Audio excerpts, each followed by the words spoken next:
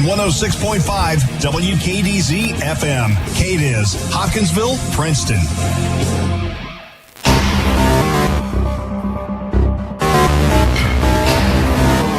It's time for Trigg County football on 106.5 WKDZ, covering every Wildcat game since 1966. Weiss is looking over to the left, and here is the snap. Handed off to Martin right up the middle. He's going to score. Barely even touchdown, Trigg County. That would be a 27-yard touchdown play for Trigg County to start the game on their second play of the game. No penalties. Listen to all the action on 106.5 WKDZ, worldwide at WKDZradio.com, and the free WKDZ app. Parham and Keaton Harris fakes the Parham, comes around to the left. Nice move. He's going to get into the end zone for a touchdown. 5-yard run by Jeremiah Shearer for Trigg County's first touchdown of the fourth quarter. Makes it 56-0. Trigg County with 5 minutes and 25 seconds left to go in the game. Complete coverage of tonight's game can also be found at yoursportsedge.com. Trigg County football is brought to you in part by H&R AgriPower, First Financial Bank, Wildcat Chevrolet, KDIZ Pharmacy, Kentucky Machine and Engineering, Hancock's Neighborhood Market, Max's, Anyrile Electric, FNB Bank, Hopkinsville Community College, Finish Line Powder Coatings, and by Cortner's Collision. Catch Trigg County Wildcat football all season long on 106.5 WKDZ.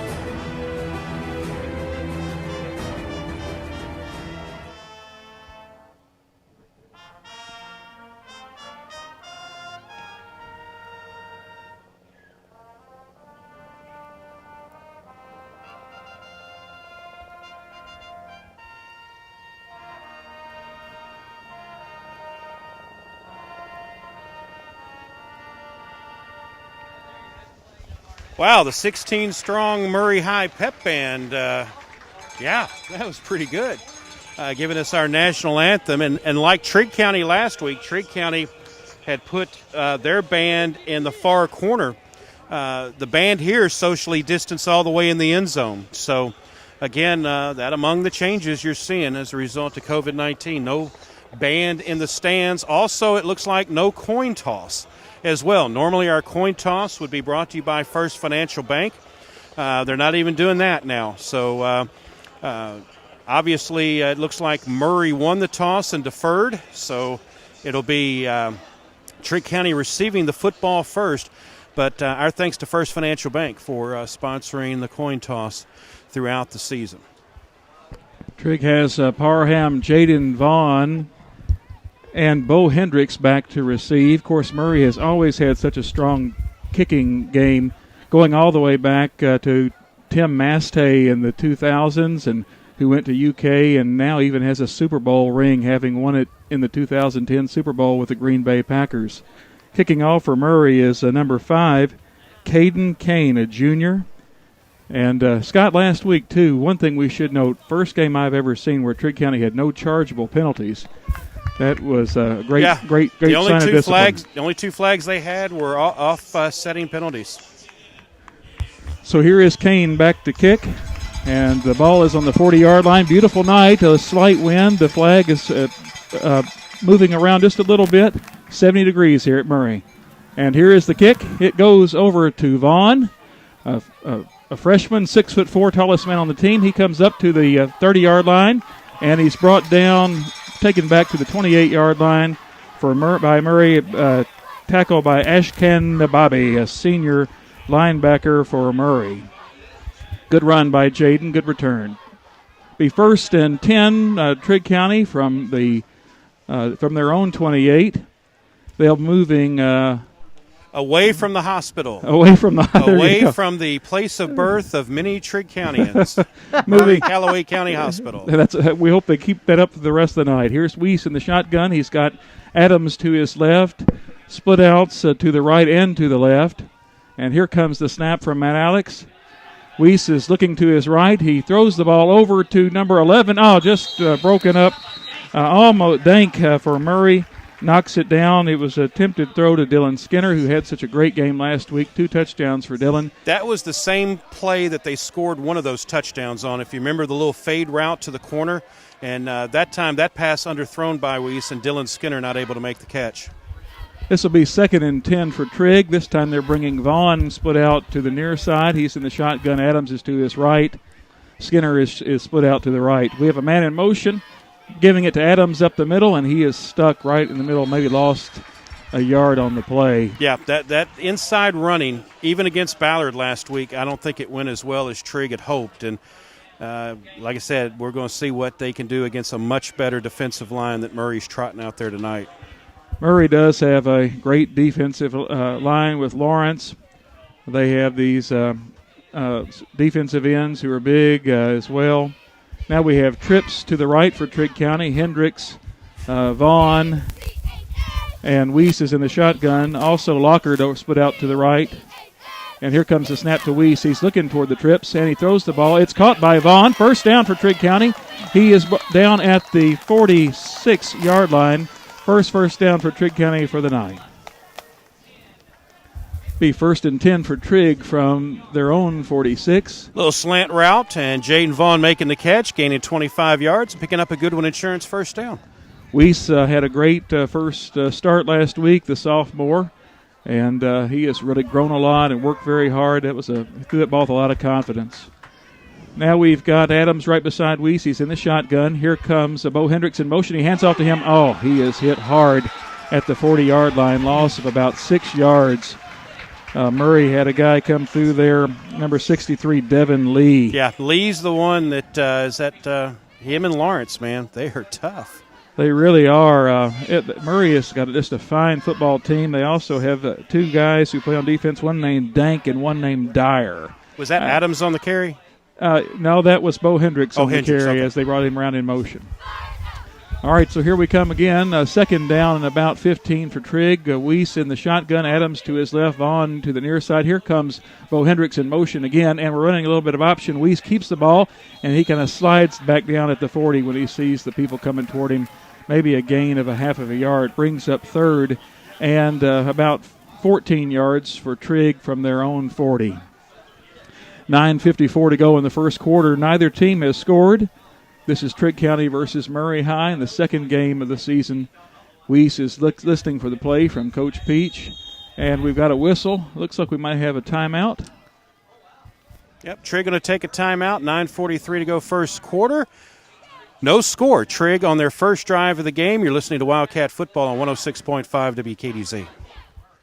This is Connie Allen with the Trigg County Chamber of Commerce, and we are excited to be a part of the greatest comeback of all time with the Edge Media Group. What? Your parents for dinner?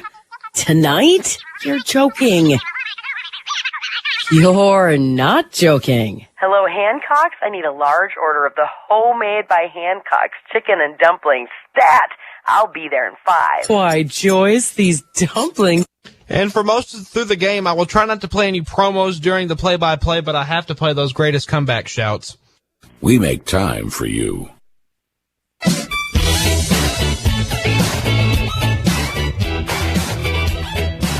15 to go. Weiss is just about ready to receive the snap. We've got Adams right beside him. Weiss is going back. He's rolling out to his right. He's looking downfield. There's a flag on the play that's stopping it even before it finishes up. That's going to be Trigg County's first countable penalty of the year. That's going to be an illegal procedure and back them up 5. Trigg County in the white uniforms tonight. White uniforms, white pants, silver helmets with the black T on the side, black numbers. Murray in the home black uniforms with the gold numbers, white trim, black helmets. Looks like they had designed that play to go to Hendricks. Good pass play. I think Trigg County is going to pretty much give up on the run early on here and just try to connect They're sending out 4 receivers this time on 3rd and about 17. Here comes the ball to Weiss. He's going straight back. He throws to Vaughn, throws over his head, though it's incomplete. That'll bring up Trigg County's first punt of the year from their own 35-yard line, is it? 36-yard line, and they'll be kicking right to left on your radio dial, south to north, away from the hospital, as you say, Scott. Toward the school, toward the big brick wall. Kicking towards the school. Right. Back to receive for Murray is Brendan Dank. They said to say his name like that, Dank. Dank. They got some football names over here in Murray. Freshman back to punt for Trigg is Vaughn. He catches the ball. Pretty good punt. It might have gotten tipped a little bit. It lands and rolls to about the 50. Take a good roll. Just get away from it. Out to the Murray 48. So about a 22-yard punt for Vaughn, for actually about a 17-yard total punt for Vaughn for his first punt of the year. One thing's for sure with Jaden is, as a freshman, is the tallest player on Trigg County's team. It's awful hard to snap the ball over his head. Here comes Rowdy Sokolowski, the quarterback for Murray. And sounds like a law firm for a TV commercial. Come on down to the law offices of Rowdy Sokolowski. He certainly has an intimidating name, along with Dank, one of their other players, and one of their other linebackers is named Dyer. Have you lost football time to COVID-19? You may be entitled to compensation. Here comes Sokolowski. No one's on number 27 here. He keeps the ball on the option, and Bo Hendricks is trying to get him. He's brought down by number 22, Tay Thompson, for Trigg. He picks up about 7 yards. Boy, Dijon Miles just laid the wood to Bo Hendricks. Close to a crackback block, but he sprung him on that corner. That helped him pick up an extra few yards, and that's what the crowd was oohing about. Murray's on the 45, 2nd and 5. And Sokolowski is in the shotgun. Man in motion, hands off to him as he pulls it back. And after that fake, he throws long all the way down the field, and it's missed. Good coverage by Tay Thompson. Brings up 2nd and 5 for Murray. Scott, I'm glad after you said Dijon, you didn't say that he laid the mustard on the Trigg County player there. No, it wasn't a hot dog play either. No. But he battled injury 2 years ago. He was one of their top players. He battled injury, and last year saw his role reduced a little bit because they had some great athletes last year, and now he's expected to kind of be the man again. Sokolowski in the shotgun, 3rd and 5 for Murray. This is their first possession. They're on the Trigg 45. They draw Trigg off sides. That'll be an easy first down for them. They'll bring up 1st and 10 for Murray on the Trigg 40. 8:48 to go in the first quarter. No score. Looks like they drew Jordan Wilson off sides there. Yeah, Murray is an older, experienced team. Trigg County is still pretty young. They learned a little bit of a lesson there. They're doing audibles. All the players from Murray are checking their wristbands for the play. Sokolowski in the shotgun, 1st and 10 from the Trigg 40. He has a quick throw here to number 26 for Murray, who's caught really quick by number 17 for Trigg. That would be Dakota Lockard with a good catch, and the completion was down to Dylan Doherty for Murray. Brings up a new first down for Murray from the Trigg 29-yard line. 8:30 to go in the first quarter. This is their opening drive for Murray. They've already gotten 2 first downs as opposed to Trigg just getting 1. They got 2 splits to the left and 1 split to the near. Sokolowski in the shot, hands it off right up to McAllister, who gains about 4 yards on the play, right up the middle. Yeah, it's the first time we've called his name tonight. Charvel McAllister he ran big last year over Trigg County. Yeah, he had a big game last week against Webster, 124 yards and 3 touchdowns. Tackle on the play that time was by Marshall Stroop. 2nd down, actually, he got about 3 yards. 2nd down and 7 from the Trigg 27. Sokolowski in the shot. And here it comes to him. He's looking to his left. He gets it over to Charvel, who looks like he's going to get all the way in for a touchdown for Murray's first touchdown of the night. 27-yard pass play from Sokolowski to Charvel McAllister makes it Murray 6, Trigg 0. 7:47 to go in the first half. Just a little swing pass out in the flat, and Murray receivers, a good job blocking downfield. McAllister just took it around the left end untouched for a touchdown. They've shown a whole lot. They can run the ball, they can throw the ball, they can run the option. Very disciplined team with a whole lot of capability. Extra point is by that's Kane again, and it's up and it's good. So at 7:47 to go in the first quarter, it's Murray 7, Trigg 0. You're listening to Wildcat Football on 106.5 WKDC worldwide at WKDCRadio.com. Hi, this is Michael Oliver with Wildcat Chevrolet, and for the first time in a long time, we have a good selection of inventory on the lot. We have several new cars, SUVs, and trucks, and they're selling as fast as we can get them. We're actually taking pre-orders on new vehicles, like the 2021 Tahoe, Suburbans, and Silverados. Chevrolet has ramped up their production, so there's more on the way. We've traded for a lot of nice pre-owned vehicles, so come see us. Wildcat Chevrolet, Cadiz, and check out our website at wildcatchevrolet.com.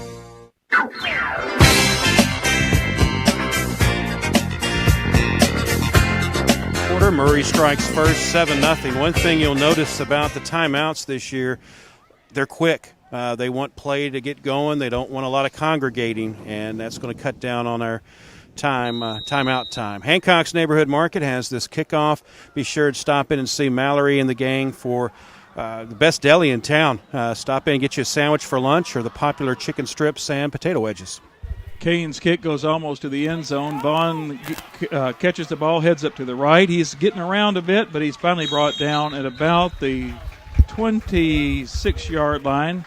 That'll bring up 1st and 10. Trigg County headed toward the school in Murray, right to left on your radio dial. Trigg coming in for their second possession of the game with 7:40 to go.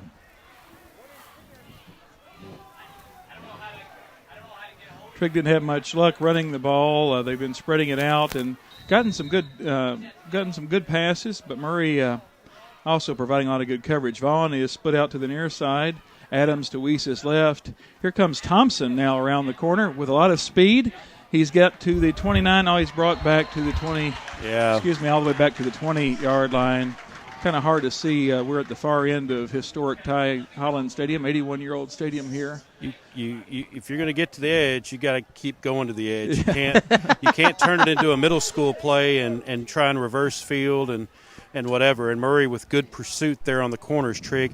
Even if he does try and get around the edge, there wasn't going to be a lot there. Be about 2nd and 14 for Trigg. They're on the 20. It's marked at the 29-yard line. And, the 24-yard line. Kind of hard to see. We have Vaughn split out to the near side. Adams to the left of Weiss. Skinner and Bo Hendricks, twins to the right. Hendricks is in motion to the near side. A reverse play. Vaughn turned up inside. If he kept to the sideline, he could have gotten some more yards, but he brings it all the way up on a reverse play to Vaughn. Good little reverse play. Murray caught over pursuing, and that's what you do. A team that wants to over pursue, you do a little misdirection to try and catch them off guard. And I don't know, that got the lost yardage back, picks up about 8. Yeah, brings up about 3rd and 6 for Trigg from their own 31-yard line. We've got trips to the near side. And a timeout by Trigg. That's their second timeout of the night. Yeah, I think that was a personnel timeout right there with 6:06 to go. First quarter, Murray leading 7-0. You're listening to Trigg County Wildcat Football on 106.5 WKDZ. Community banking should be about community. At FNB, we've been proud to serve the Trigg County community in good times and bad. Your health, safety, and business are important business to us. To date, we've proudly served over 50 businesses in Trigg County with PPP loans, totaling over $2.5 million. Our lenders are your neighbors, and they are ready to help every step of the way. We invite you to come start something today at your nearest FNB. FNB Bank, member FDIC, equal housing lender.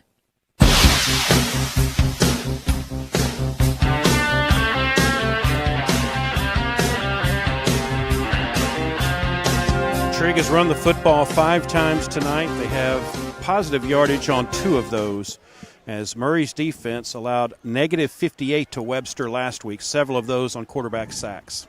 3rd and 6 for Trigg from their own 31. We've got trips to the near side. Weiss in the shotgun.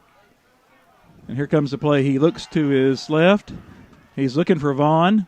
He pulls it back in and runs to the near side, and it's a bit overthrown for Lockard, and he is. Well, there's a lot of contact, but I don't think they're going to get a flag. But I think there's a lot of contact there as Weiss rolled out to the left, and right as he's getting ready to hit, threw one up for grabs, and Lockard, the intended receiver, contact but no flag, and that'll bring up 4th down. Vaughn is back for his second punt of the game and second punt of the season. It's 5:59 left to go in the game. Trigg is trailing Murray 7-0. Vaughn is back in that end zone. Big, tall guy. It's almost over his head. Gets a pretty good punt off. Comes all the way to the 48-yard line of Murray. And Dylan Skinner touches it down. Be 1st and 10 for Murray from their own 48. They're playing short field football early in this first half. That's a pretty good punt. Good hang time, at least. That allowed Skinner to get downfield and cover. Yeah, Jaden, a freshman, looking good on his first punting of the night. That can be pretty intimidating to be all alone in that end zone with nothing but the hospital behind you. Sokolowski, a 1st and 10 from his own 48. Has McAllister to his left. He hands off to McAllister, who comes to the right side, bounces out, and he's brought down by number 42 for Trigg. That is Marshall Stroop. Gets about a 3-yard gain, brings up 2nd and 7 from the 50. The two most interesting extra points you'll kick, if you go to Fulton City, if you kick an extra point at one end of the end zone, it ends up in Tennessee because you're right on the state line. And here you kick an extra point, it ends up in the front lawn of the hospital. Hopefully you'll have insurance. Sokolowski, 2nd and 7 from the 50. McAllister's to his left. They've got trips to the near side. He turns and throws quickly, and it's caught, but good tackle by a gang of Trigg County players, one of which, of course, is Kendrick Adams and Bo Hendricks. They have a gain of about 4 yards. It'll bring up 3rd and 3 for Murray from the Trigg 44-yard line. Third different receiver to catch a pass for Murray. Murray coming in as an option team, but Sokolowski with the ability to throw the football, looking good. Yeah, Sokolowski. I keep trying to not use the Wisconsin pronunciation. He's looking off to his coach. They're all checking their wristbands. He's got trips to the left. McAllister to the left, to his left as well. Brings McAllister to the right here. He gets a first down, and he's brought down by number 42 from Trigg. That's Marshall Stroop, and it's going to be a first down for Murray from the Trigg 18-yard line. Murray able to run, Murray able to pass, Murray able to run the option. Trigg's going to have to really make some adjustments defensively to be able to be competitive in this game tonight. Kelsey Parham in on the tackle for Trigg County. Sokolowski back in the shotgun with McAllister to his left. He's got trips to the far side, and he hands off. No, he turns around and fakes with a little comeback around, but they drop the ball. Also, it might have been tipped by Tay Thompson for Trigg. Good defense by Tay there. Incomplete. Yeah, I think Tay had visions of the end zone right there. He stepped in front of that pass, couldn't come up with it, but he played that one very aggressive. They were trying to run a little pick play out here, a little inside screen, and Tay was able to get around his defender, the blocker, and able to get a hand on that one. Brings up 2nd and 10 from the Trigg 38. Sokolowski in the shotgun with McAllister to his left, trips to the far side. And here comes the play. He looks to his left. He's going for the end zone. Wide open. Oh, he missed it. Oh, he dropped it. And the player for Murray dropped the ball. It was targeted for Dijon Miles. They might have had little slippery hands there in the end zone. Put a little too much mustard on it for him. Yeah, Dakota Lockard gives a little point to the sky on that one. He was the defender that Miles got behind. Lockard acknowledging that he did not run a right angle on that one. And Miles got behind him for the easy touchdown and just dropped it. Dijon Miles was wide open. Brings up 3rd and 10 for Murray from the Trigg 38. 4:11 to go in the first half. Murray on top right now, 7-0. We've got two splits. Sokolowski in the shot with McAllister to his right. Man in motion to the near side. He pulls it back and throws to the midfield. Good breakup by number 19 for Trigg, Bo Hendricks, in the middle of the field. Good play by Bo. The Swiss Army knife, you call him, Scott, brings up 4th down for Murray. He does a little bit of everything and does it well. And that was good defensive stand by Trigg. Of course, Murray's in 4-down territory here. They're going to go for it. I think they may drop the quarterback back for a pooch punt, but I think they're going to go for it. Make sure we don't jump off sides here from our own 38. Now that is a punt, a little pooch punt. And Trigg's getting away from it. It's rolling back to about the 10-yard line. And they'll bring up 1st and 10, Trigg County from their own 10. Yeah, going to roll dead at about the 6. About the 6.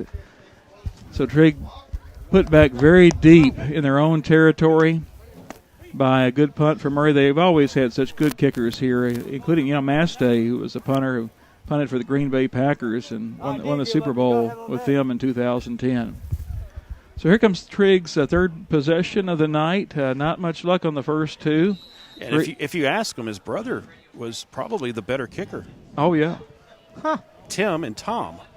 Tom was the soccer player. Tim played football. So Weiss is looking to get it in the shotgun. He'll be in his own end zone. He's going to call a timeout. That'll bring up Trigg's final timeout of the first quarter. So with 3:56 to go in the first quarter, it's Murray 7, Trigg 0. You're listening to Wildcat Football on 106.5 WKDZ, worldwide, WKDZradio.com.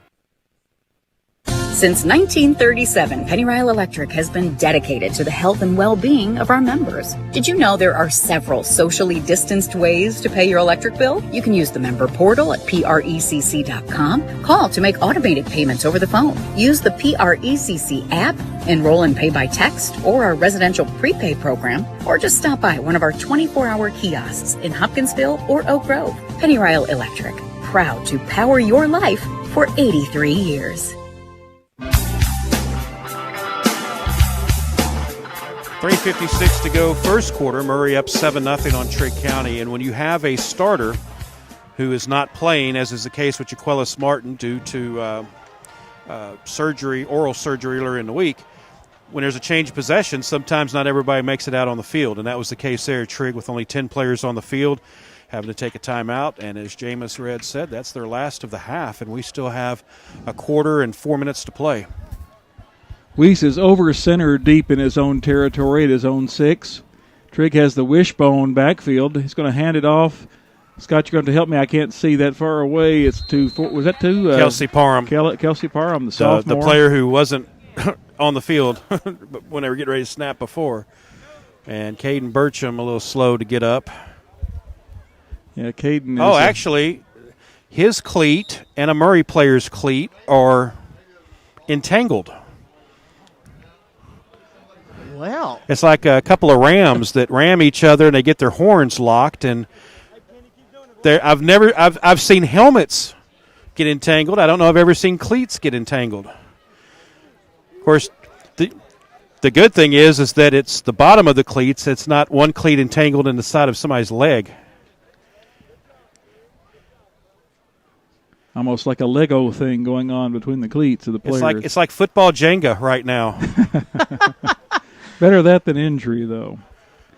So anyway, Trigg will get the next play. It'll be 2nd and 8 for Trigg from their own 8 headed. If you're scoring at home, the Murray player had to take his cleat off. So if you're into that, then yeah, he had to. He gave in first, but I've never seen that. I've never seen cleats tangle up like that. The good thing is Caden gets to stay on the field, and he has to leave the field. So Trigg has got 2nd and 8. They did line up in the wishbone that time, hoping to not have troubles with the snap and giving Murray an opportunity for a defensive touchdown. They don't have any timeouts left. 3:37 to go in the first quarter. They're trailing Murray 7-0. Now it looks like we've got Parham and Adams and Hendricks in the wishbone. Weiss is over center. And here is the snap. Whistle on the play. Probably a legal procedure against Trigg. Going to get an offsides on Murray. Oh, good. They had a player line up in the neutral zone. That's good. So that'll bring the ball up 5 more yards to about Scott, looks like they were about on the 8. I said the 6, but now they're on the 8, and now that will put them up to about the 12-yard line or 13-yard line, their own 13-yard line. It makes this a very manageable 2nd and 3. Yes, it does. Kind of allows you to open your playbook up a little bit here. They're still going to be in the bone with Adams and Bo Hendricks. And here is the snap.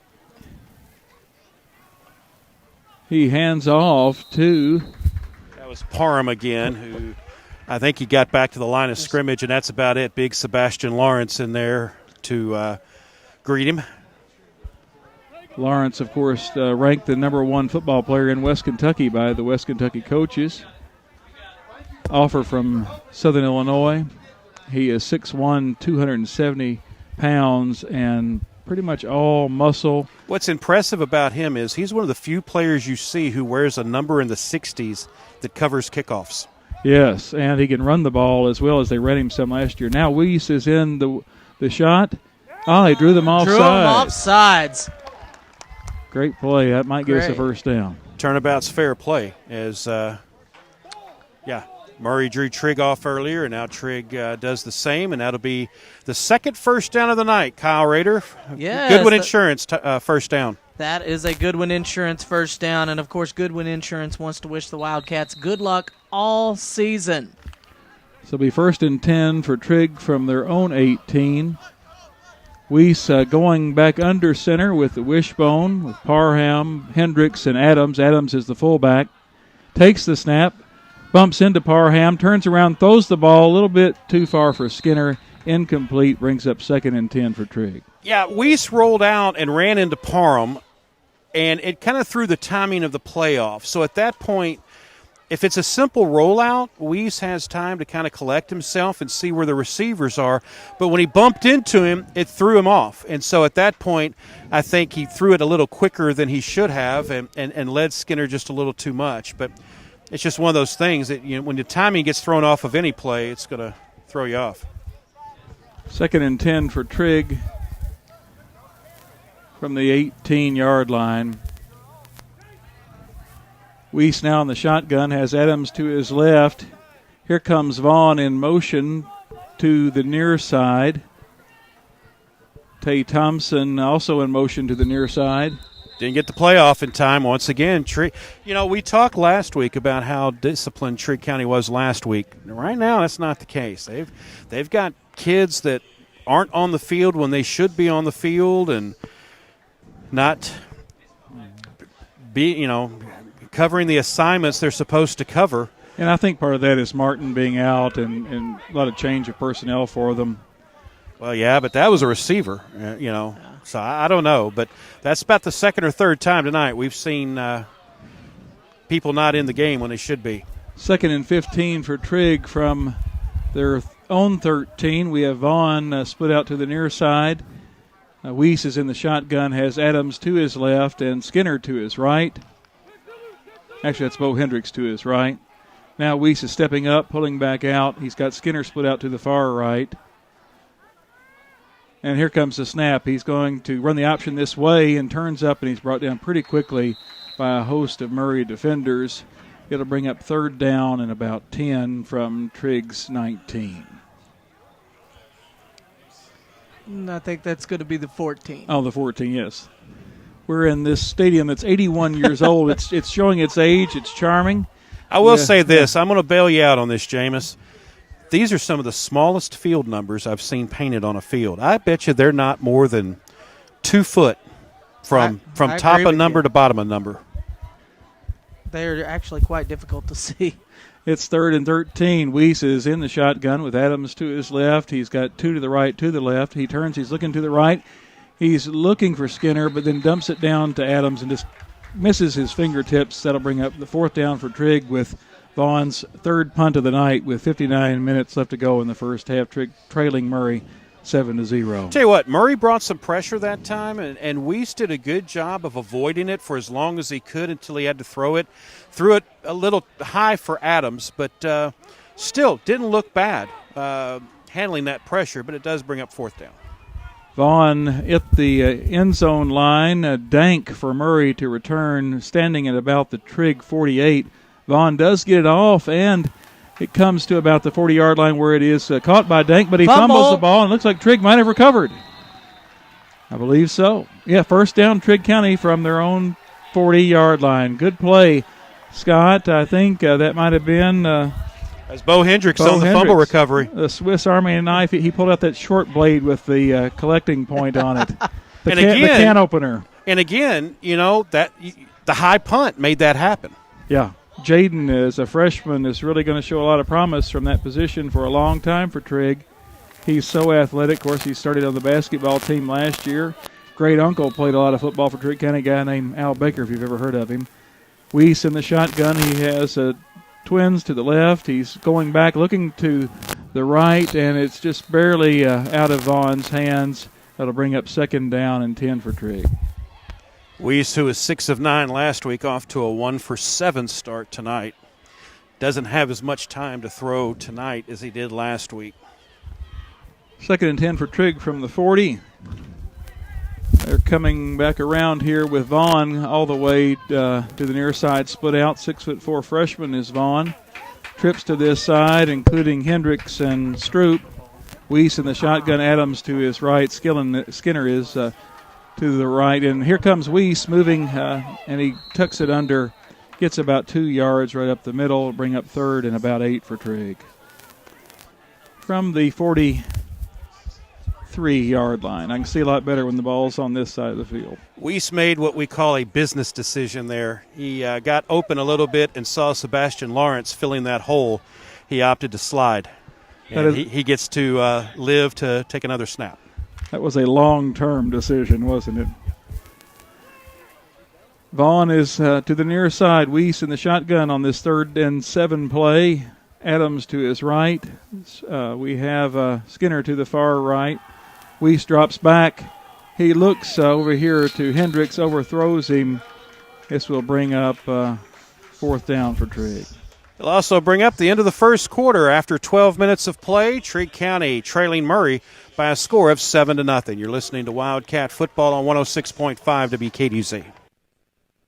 Divorce can be complicated, even more so if there are children involved. If you're a father and want to protect your rights, consider Cordell & Cordell. As a partner men can count on, they have helped men with matters like these for 30 years. Visit CordellCordell.com to learn more. Contact Cordell & Cordell to schedule an appointment with one of our firm's Nashville area attorneys, a partner men can count on. Online at CordellCordell.com. 810 Crescent Center Drive, Suite 160, Franklin, Tennessee, 37067. It's happening. In just days, Publishers Clearinghouse will be ready to award $1,000 a day for life. Enter now at PCH.com, and you and your family could soon be celebrating the win of a lifetime. Don't miss your last chance to win $1,000 a day for life. Go to PCH.com before it's too late. That's PCH.com. Better hurry if you want the next big winner to be you. Enter at PCH.com now. Entries due 10/28. No purchase necessary. Void where prohibited.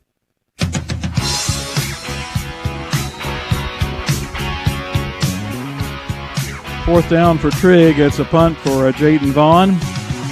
Good, best punt of the night for Vaughn. It's caught by the Murray player at about the 30-yard line. Several folks bringing him down, and there's a penalty on the play. In on the tackle for Trigg was Keaton Harris, a junior, 170-pound, 5'7" running back and linebacker who had a good game in the second half last week. Marshall Stroop and Anthony Hall. Anthony had a couple of special teams tackles last week, so some people that you kind of have to scour the roster to see who they are did well. That's going to be a penalty on Murray and knock it back 5 more yards. So they'll start at their own 25 as we get our second quarter underway with Trigg down by 7. Murray moving right to left on your radio dial from their own 25, 1st down. Sokolowski in shotgun. He's moving 3 receivers over to the near side. McAllister is to his left. He has no one to the right. He hands off to McAllister. No, he keeps the ball. It's a good fake, and he might be gone if Vaughn is not able to bring him down. But Vaughn does make a good tackle, brings him down at the Murray 46-yard line. Good first down run by Sokolowski.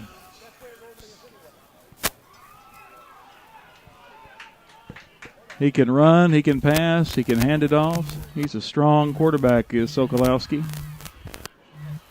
Murray doing a lot of audibles, a very fast offense they have, no huddle.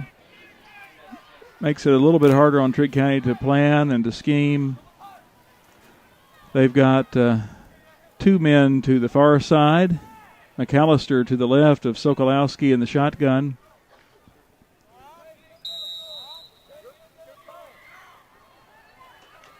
He hands off to McAllister, who comes to the left side and turns it up, who is brought down by number 22. That would be Parham for Trigg County, but after about a 6-yard gain. But flag on the play. I think that's going to be a hold. Yeah, it's definitely against Murray. It'll bring them back. But pretty strong run up the middle by Murray with McAllister, who had a very good run last week against Webster County. Might have been a face mask against Tay Thompson as someone kind of came through and did a sort of a Heisman move to his face. Moving him back just 5 yards. Going to bring up first down and about 16, Scott, from the 39-yard of Murray. Yeah. Gain of 2 and a 10-yard penalty. There's a 10-yard penalty. So Sokolowski is sending 2 receivers to the far side. Trigg sending Thompson and Vaughn over to defend. McAllister is to the right of Sokolowski. Hands it off to McAllister, who heads up the middle. And very strong tackle brought down by Corbin Forrest from Trigg County. Yeah, Corbin Forrest bringing the heat there. Kyle? Yeah. He is bringing the heat tonight with the McNichols Electric and Cooling blitz. Second down and about 6 for Murray from their own 38-yard line. They're changing a lot of personnel. And Sokolowski's looking at his wristband. Trigg's got 3 down linemen, including Jordan Wilson and Austin Hendricks. And, it's complete to McAllister, short dip. And they knock him out of bounds at about the Trigg 47. We'll bring up third and about 3 for Murray from there. I think he was brought down by Caden Burcham. Yeah, number 14. Tayshawn Linton over here for Trigg as a freshman defensive end getting some play tonight. Tayshawn, very, very promising young man, been playing in some all-star games as a middle schooler, getting really good experience tonight for the Wildcats. Here is Sokolowski. He's only got McAllister to the left. There's 2 split outs to the right. 3rd and 3. Looks like they might be trying to draw Trigg off. He hands it off, pulls it back. Ooh, and he is caught. He is Sokolowski is stuffed down. That is another McNichols heating and cooling blitz. The Trigg County line just brought the heat right there. Really encouraging for Trigg County. Needed a hold there. Needed to stop Murray, rather. It brings up 4th down for Murray. 4th and 6. Murray lines up to punt. They've sent Jaden Vaughn all the way back to the Trigg 15 to receive the punt. Sokolowski, quarterback and punter. They line up sort of a V-shape offensive line formation. Goes to Sokolowski. He almost blocked by Keaton Harris. Ball lands at about the 20-yard line and takes a big roll all the way down to the Trigg 2-yard line. That's 2. He's put inside the 10. That one inside the 5, down at about the 2-yard line. 1.5. That's pretty impressive. He has figured out the terrain here in the outfield of Ty Holland Stadium's baseball field, and he is rolling that football right down where he wants it to go. 9 minutes to go in the second quarter. Murray 7, Trigg 0. Trigg deep in their own territory. Matt Alex Ladd comes to the football with the big Lawrence boy across from him. Weiss in the shotgun with Adams to his right and Bo Hendricks to his left. He's in his end zone. He throws deep. Jaden Vaughn is wide open, just barely missed his fingertips. Oh, the defender fell down. Oh. Vaughn on a fly pattern down the sideline. If Weiss just waits another second before releasing that is a 98-yard touchdown. I mean, Jaden put an out and up move on, and the defender slipped in on the outfield turf, and wow. That's a play the rest of the night will haunt us. Yeah, I was going to say circle that one, and we'll come back to that one later. 2nd and 10 from Trigg's 2-yard line. Weiss is under center now with the wishbone behind him. Looks like he hands off to Parham, who comes over to the left side off tackle, and he's caught at about the 4-yard line. Might be a pickup of 2, bringing up 3rd and 8 for Trigg. Parham getting a lot more offense tonight than he did last week with Martin's absence. Kelsey, a very promising young sophomore player, good basketball player as well. Actually, they're going to spot it at about the 5-yard line. Still will be about 3rd and 6, 3rd and 7 deep Trigg is in their own territory. Here comes Ladd over the ball, and we are still we've got Weiss in the shotgun, Adams to his left, Parham also to his left. They've turned out to be under center now in the wishbone. Weiss falls down but gets the ball off, tosses it over to Parham, who gets it all the way up to about the 15-yard line. Still will be 4th and about 3. So yeah, Murray got some good pressure that time. In fact, one of their linemen almost took the pitch from Weiss. Weiss hobbling off a little bit when he was hit. He may have been hit a little low, and he's being looked at over here on the sideline. Dank back for Murray on the Trigg 37-yard line. Vaughn is in the end zone. Official timeout. Looks like they're going to call. No, they decided not to call a penalty. Running the clock. It is Vaughn punting now to Dank, who receives it at about the 39 and heading to the left on this side. Good tackle for Trigg by Connor Wallace, candidate for the United States Naval Academy. And he will be at the 49-yard line. That's a 38-yard punt. If you ever needed a time to dig one of those out, that was a good time to do it. Murray will take over at the Trigg 32. And the thing now is Trigg's keeping Murray off the scoreboard, but Murray's starting to win the field position battle. Yeah, they've had the best field position all night, haven't their they? drives are getting shorter and shorter.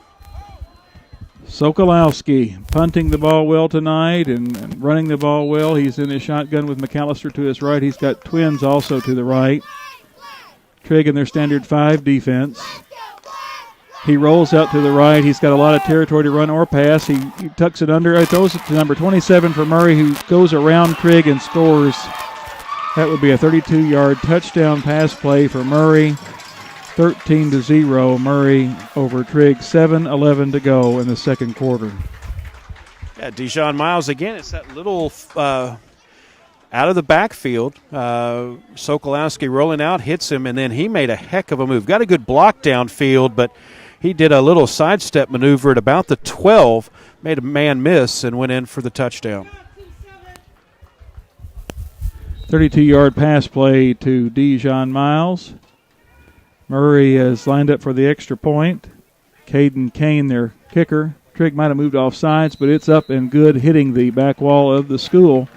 So with 7:11 to go in the second quarter, it's Murray 14, Trigg 0. You're listening to Wildcat Football on 106.5 WKDZ worldwide, WKDZradio.com.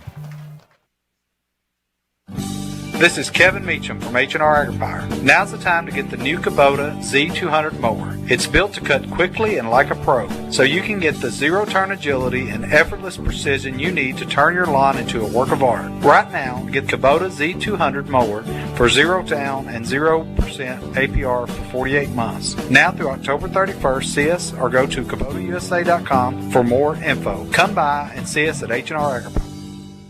Boots Randolph Golf Course is back, open with brand new greens. You'll love the new greens and colors. They're much more tolerant of the western Kentucky weather. The new greens are built to thrive in this area. The Pro Shop at Boots Randolph would love to set you up a tee time so you can come, see, and enjoy the all-new greens and colors. Boots Randolph Golf Course is excited to welcome you back for a great golf experience at Lake Barkley State Resort Park, 8 miles west of Cadiz.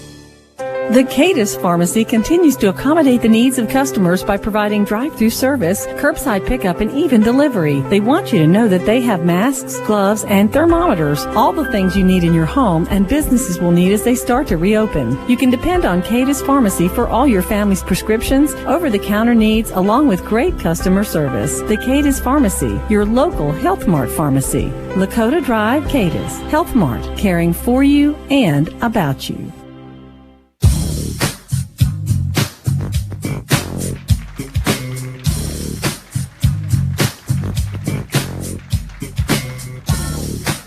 So that was Cameron Youngblood for Murray, number 9, who was injured on the play. He's gotten up, though, and the trainers are taking him off the field. That was on the extra point play for Murray. Yep.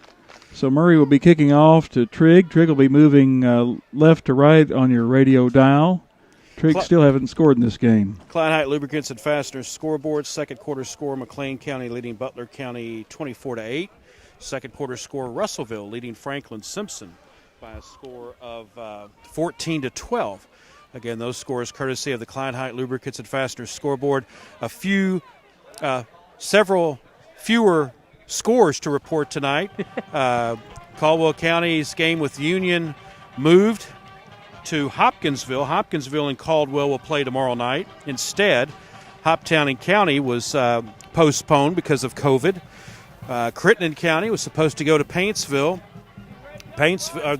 When the Union County game came open, they opted to go to Union County, so they're playing tonight, but it'll be Hoptown and Caldwell tomorrow night at 7 at the Stadium of Champions. That would have been a long trip to Paintsville. Well, it's interesting, and we talked about it in the pregame, is that Paintsville was supposed to come to Crittenden. Crittenden's a red zone county, so Crittenden was going to go there. And then when Union County's game was canceled, they said, I'd rather go up the road to Union County. Union County's a red zone county. So you got 2 red zone counties playing tonight. Kane back to kick for Murray from his own 40. We've got Vaughn, Hendricks, and Parham back for Trigg. It's going to Vaughn. Actually, Parham picks it up, gets behind Trigg's wall. He gets to the 25, the 26, and he's brought down.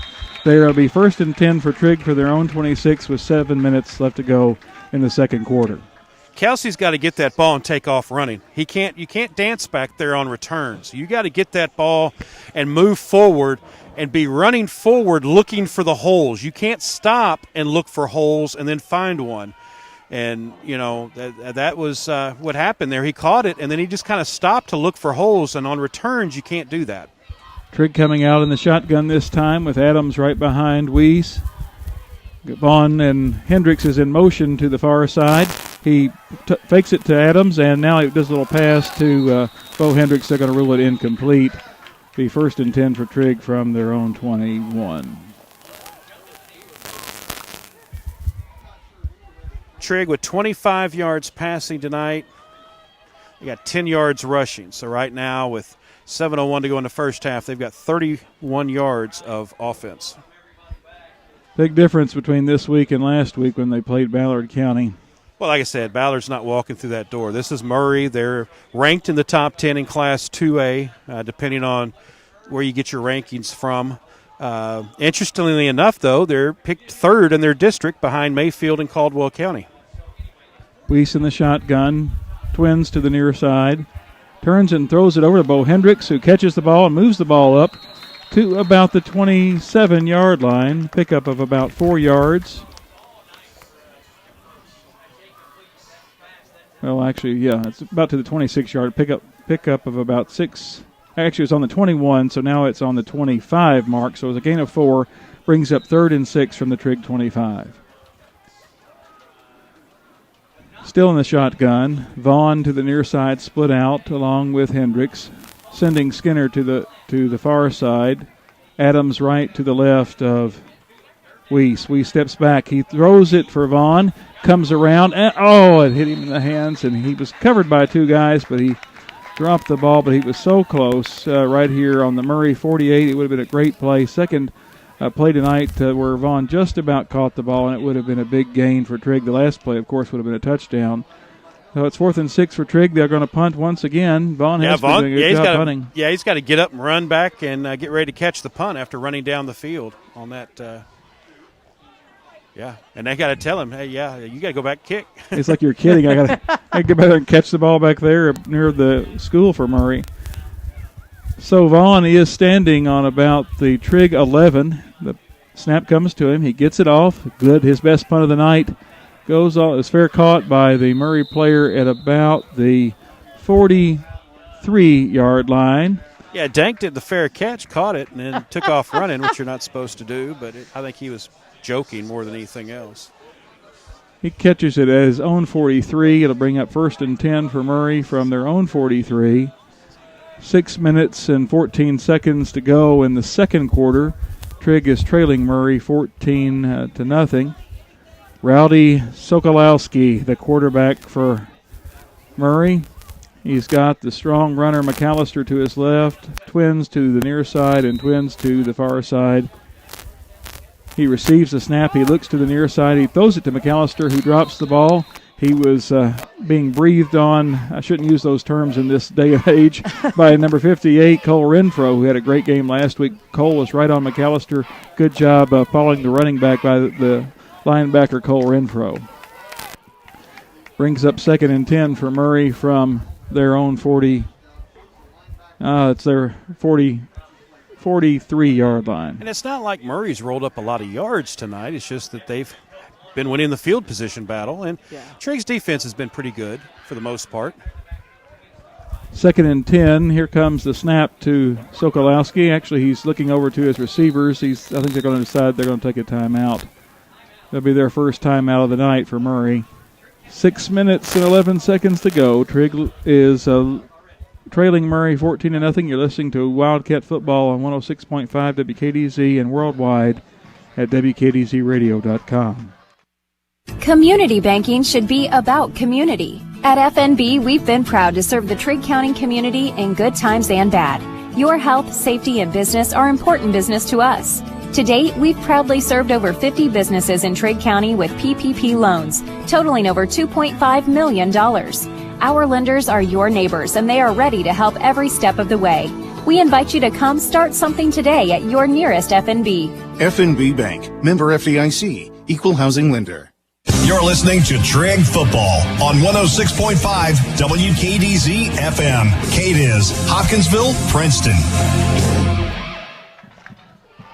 Welcome back to Ty Holland Stadium in Murray, Kentucky. 6 minutes and 11 seconds to go in the second quarter. Murray's got the ball, 2nd and 10. Their quarterback is Rowdy Sokolowski. He's got behind him in the I formation there McAllister. He receives it, and he fakes the handoff to McAllister, backs up, looks to his right, starts running. He turns inside. He's brought down at about the 47-yard line, his own 47-yard line. Big Andrew Hendricks on the tackle. Andrew really came strong last week, a sophomore who's playing both ways for Trigg. Defensive lineman and offensive lineman, worked really hard in the offseason.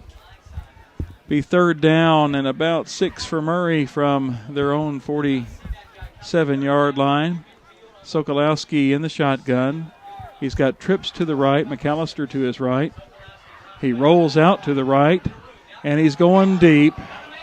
It is overthrown. Tay Thompson, excellent coverage on the receiver. This will bring up 4th down for Murray from their own 47-yard line. Actually, there is a flag on the play. On the far side, Scott, over there by you. An eligible receiver downfield against Murray. Yeah, back the Tigers up. Now Trigg will decline. Well, I don't know. 3rd down or will this bring up 4th? This will bring up 4th down. Yeah, they'll decline. So a little bit of luck for Trigg County. They need it tonight. They're facing a team that's older, larger, more experienced. Sokolowski, the quarterback, back to punt. always dangerous when you have a quarterback who can punt as well. Murray in a pro-style punt formation, kind of with a V shape from the offensive line. Here it comes to him. He's going to punt the ball from his own 45. It goes way up high. Then it takes a bounce back. They're going to mark it at the Trigg 49. So Trigg starting out by far with their best field position of the night. 1st and 10 for Trigg from their own 49. I believe that was a 3-yard punt.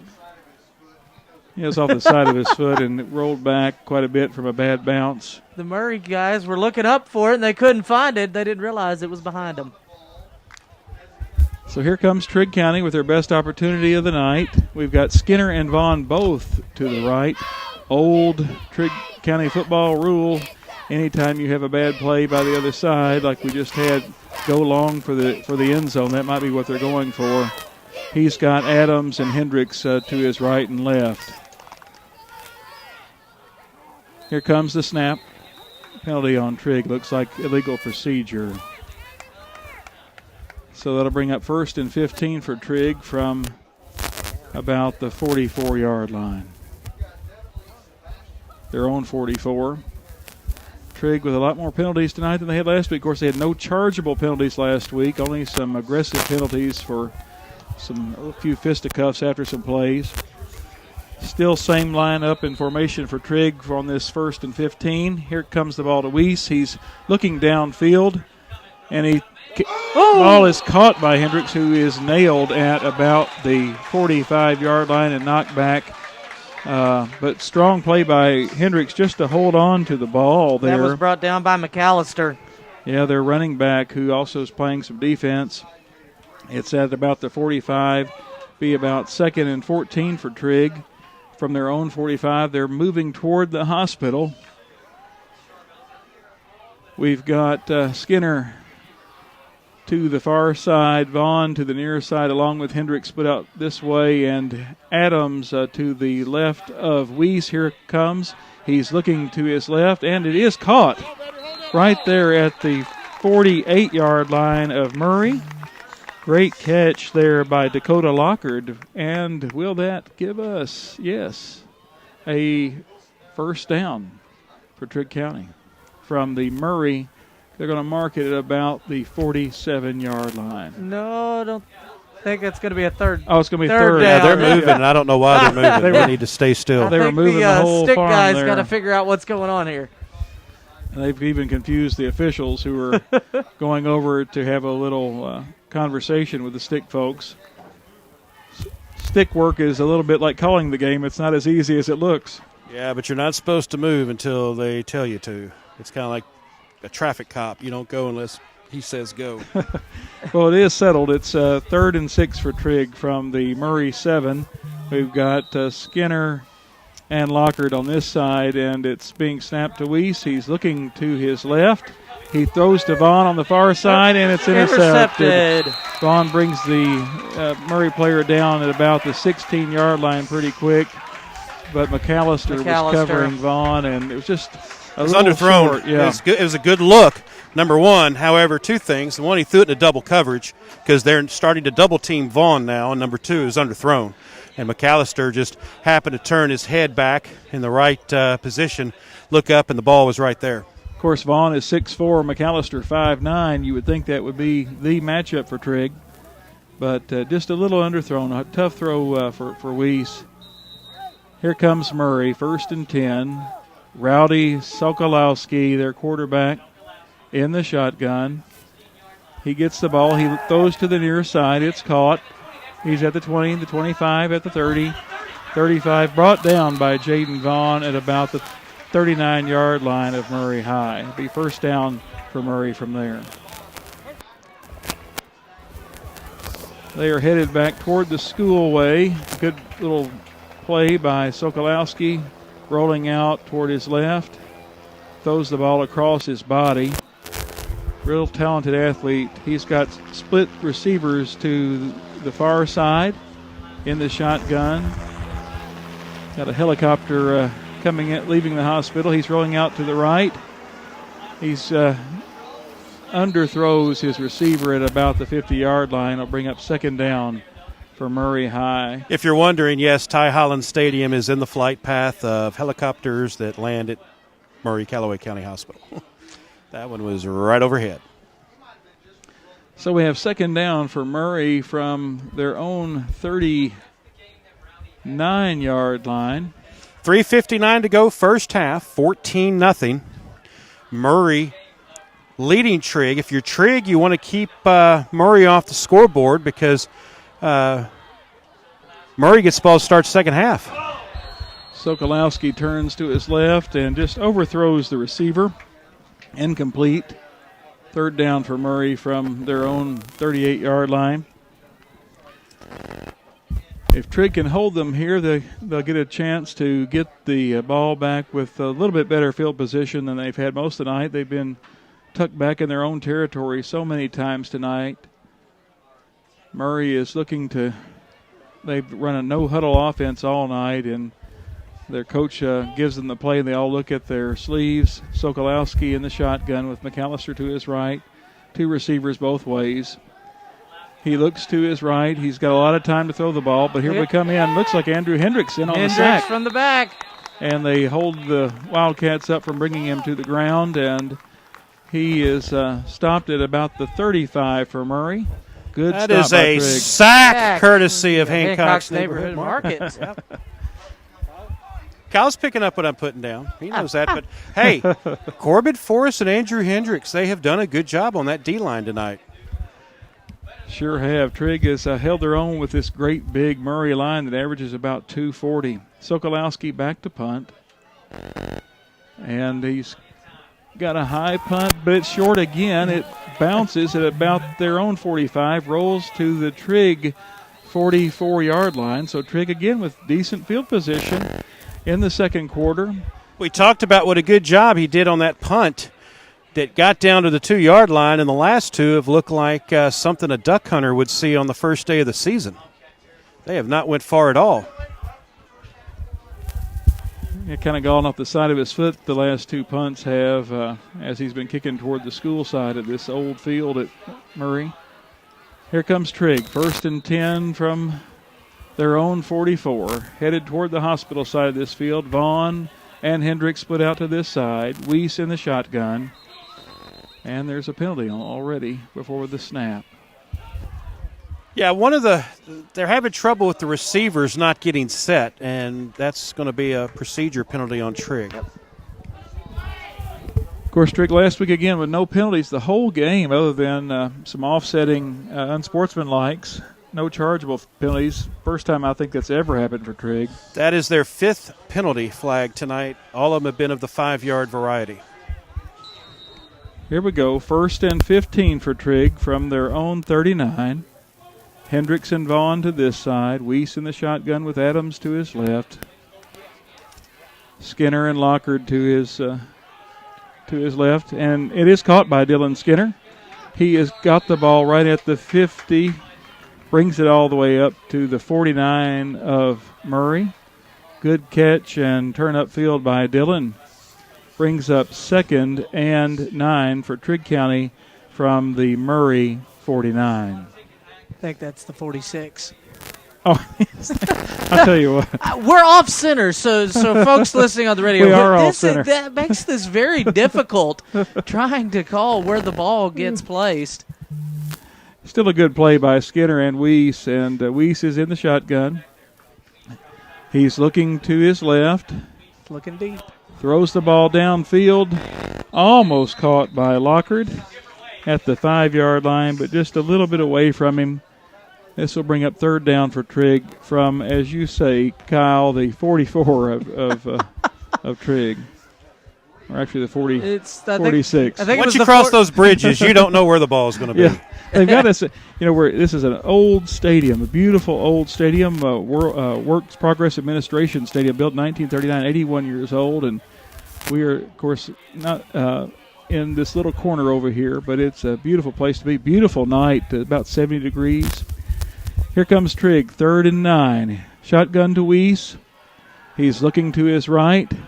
He's got some time. He's being chased. Oh, and, man, Adams just barely missed the ball, hit him in his fingertips. at about Trigg's own 49-yard line. Brings up 4th down. That was another so close play for Trigg. If we'd just been able to bring in some of these pass plays, we might have been on the board, maybe even tied up this game in the first half. James, you talk about this being a WPA stadium, one of 4 still in use in Western Kentucky.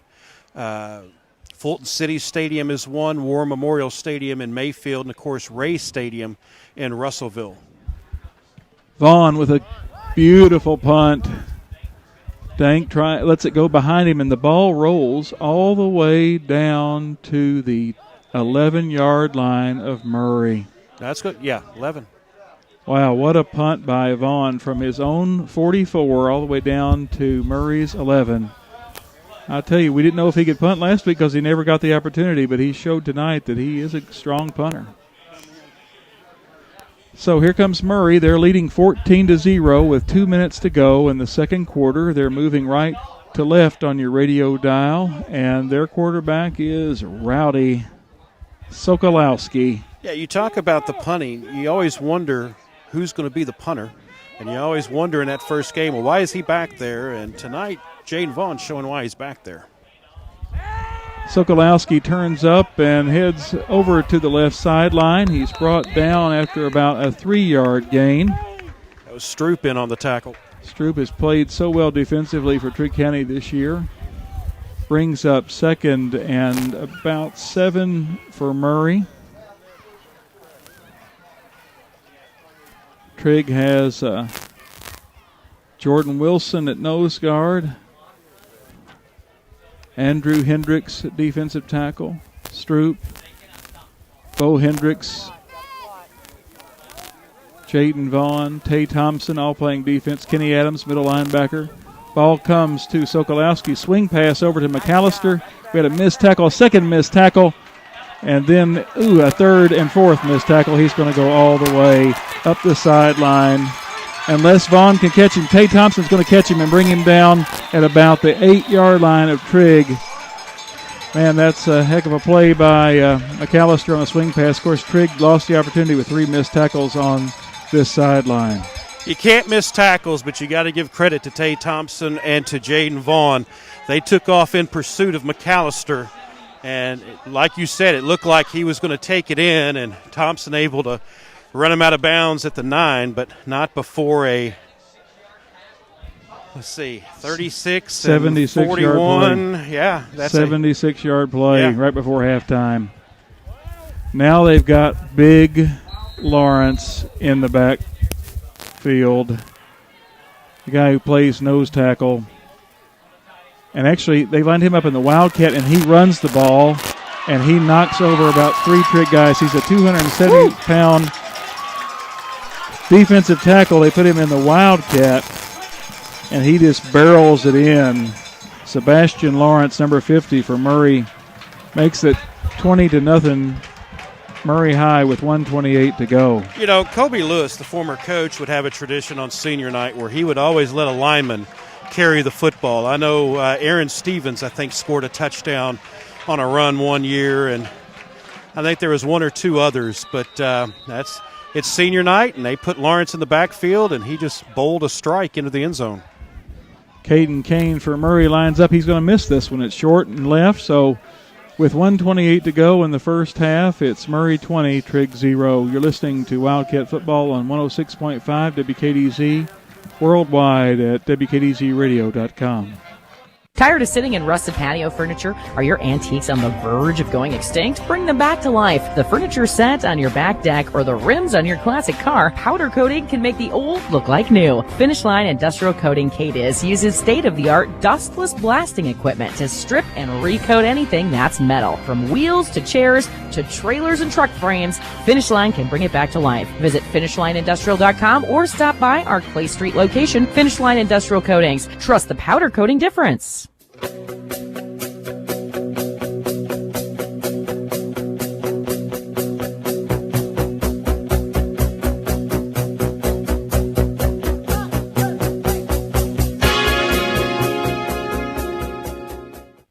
2-0 over the Trigg County Wildcats. Minute 28 to go in the first half.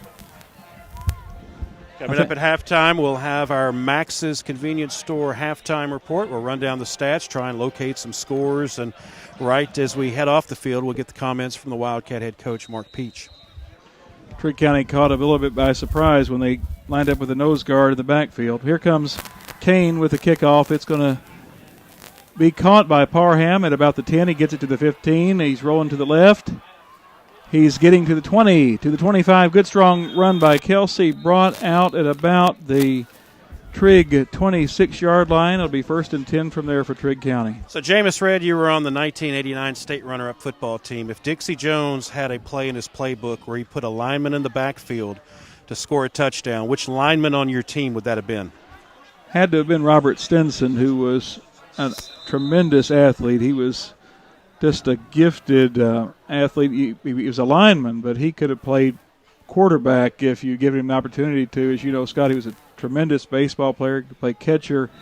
He could pitch. He consistently punted 40 yards every game. We were talking about Babe Ruth baseball. When I was 15, I tried to sneak a fastball past Robert one time, and it's one of those where he swung and hit it, and I never watched it because I knew it was gone. And if you're familiar with the baseball field out the complex, when the inning was over, I asked my left fielder, where did it land? And he says, I saw it bounce off the highway, off the road.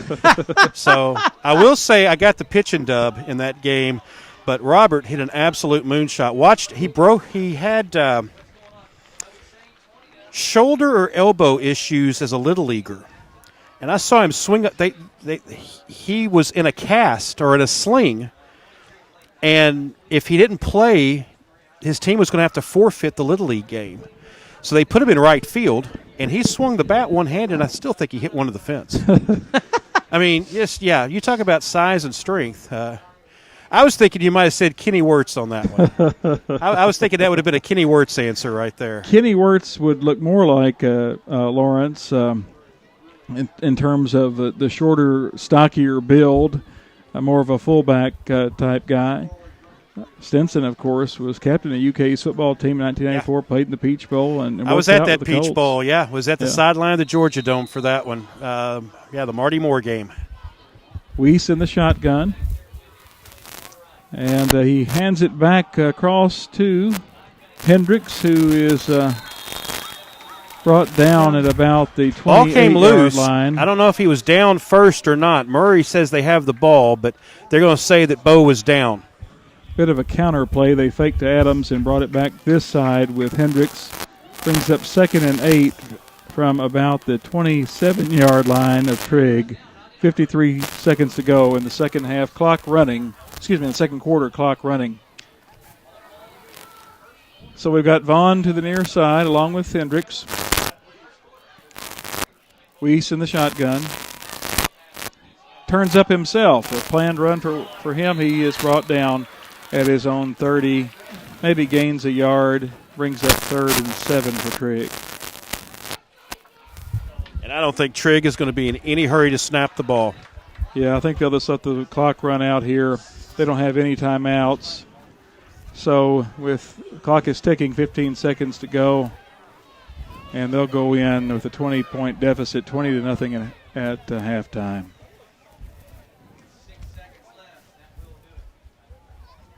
It is a beautiful night here in Murray, Kentucky.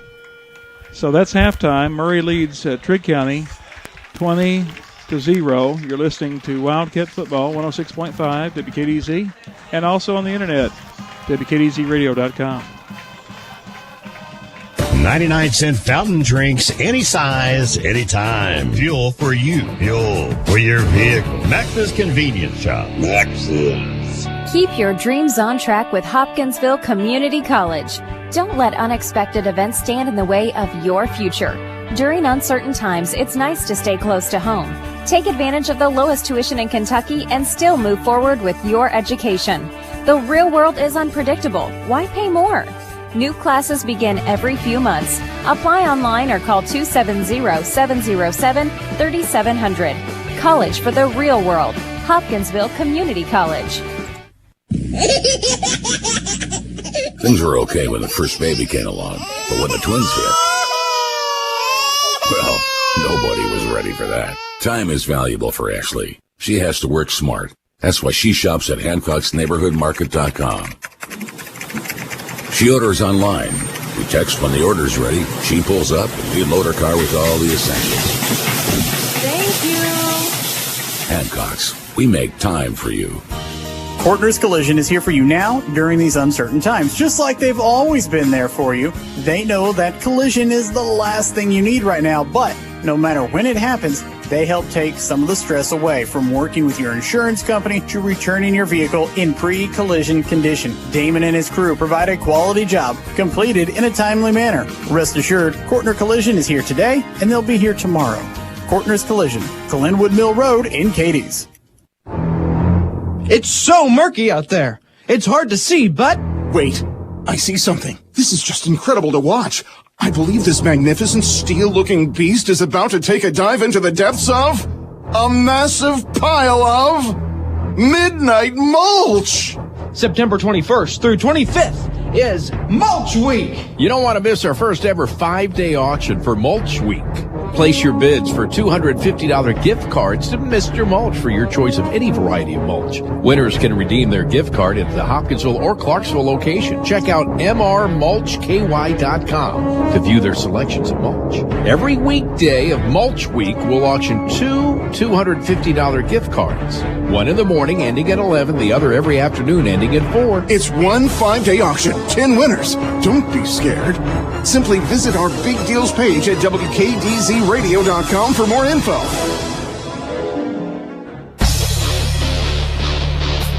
The teams are in the locker room, and it's time for the Max's Convenience Shops Halftime Report. Max's is your home for 99-cent fountain drinks. Any size, anytime. Let's head back to the stadium for a recap of the first half here on 106.5 WKDZ.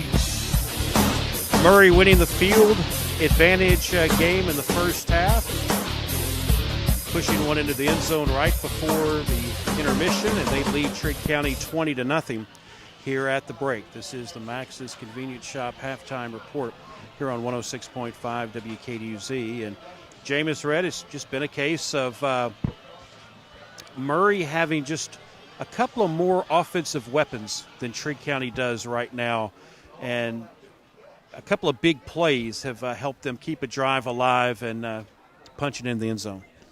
Yeah, they had the 27-yard touchdown pass from Sokolowski to McAllister with 7:49 in the first quarter to take the first score of the game. Kane put in the extra point, and then the second quarter with 7:11 to go, Dijon Miles, the mustard man, caught the ball from Sokolowski for the 32-yard run to put Murray up 13-0, and Kane followed with the extra point. And then the big surprise was after about the 76-yard play where Trigg County missed on a swing pass, missed about 4 tackles, and then Murray lined up with Sebastian Lawrence, the number 1 ranked football player in West Kentucky, who is mainly a nose guard. 1:28 to go. He runs it in from about 7 yards and just pounds it. If Trigg had any timeouts, they took all their timeouts in the first quarter pretty early. If they had any timeouts, they probably would have taken a timeout there to catch their breath and to prepare for the big man coming at them. But Trigg also offensively so close on 2 or 3 plays that were just on the fingertips of some receivers. Could have led to a touchdown and some first downs if they'd just been able to pull a few in. Yeah, Trigg County, a good offensive effort last week. The offense struggling a bit, and that's not totally a surprising revelation in this one. You knew that Murray and Ballard are on different levels, and Murray's showing that tonight. I think Trigg County expected to run the football a little better. 13 carries for just 13 yards in the first half. Their leading ground gainer is the quarterback Jacob Weiss. Well, actually, Jaden Vaughn on a jet. Picked up 8 yards. Weiss has 4 carries for 7.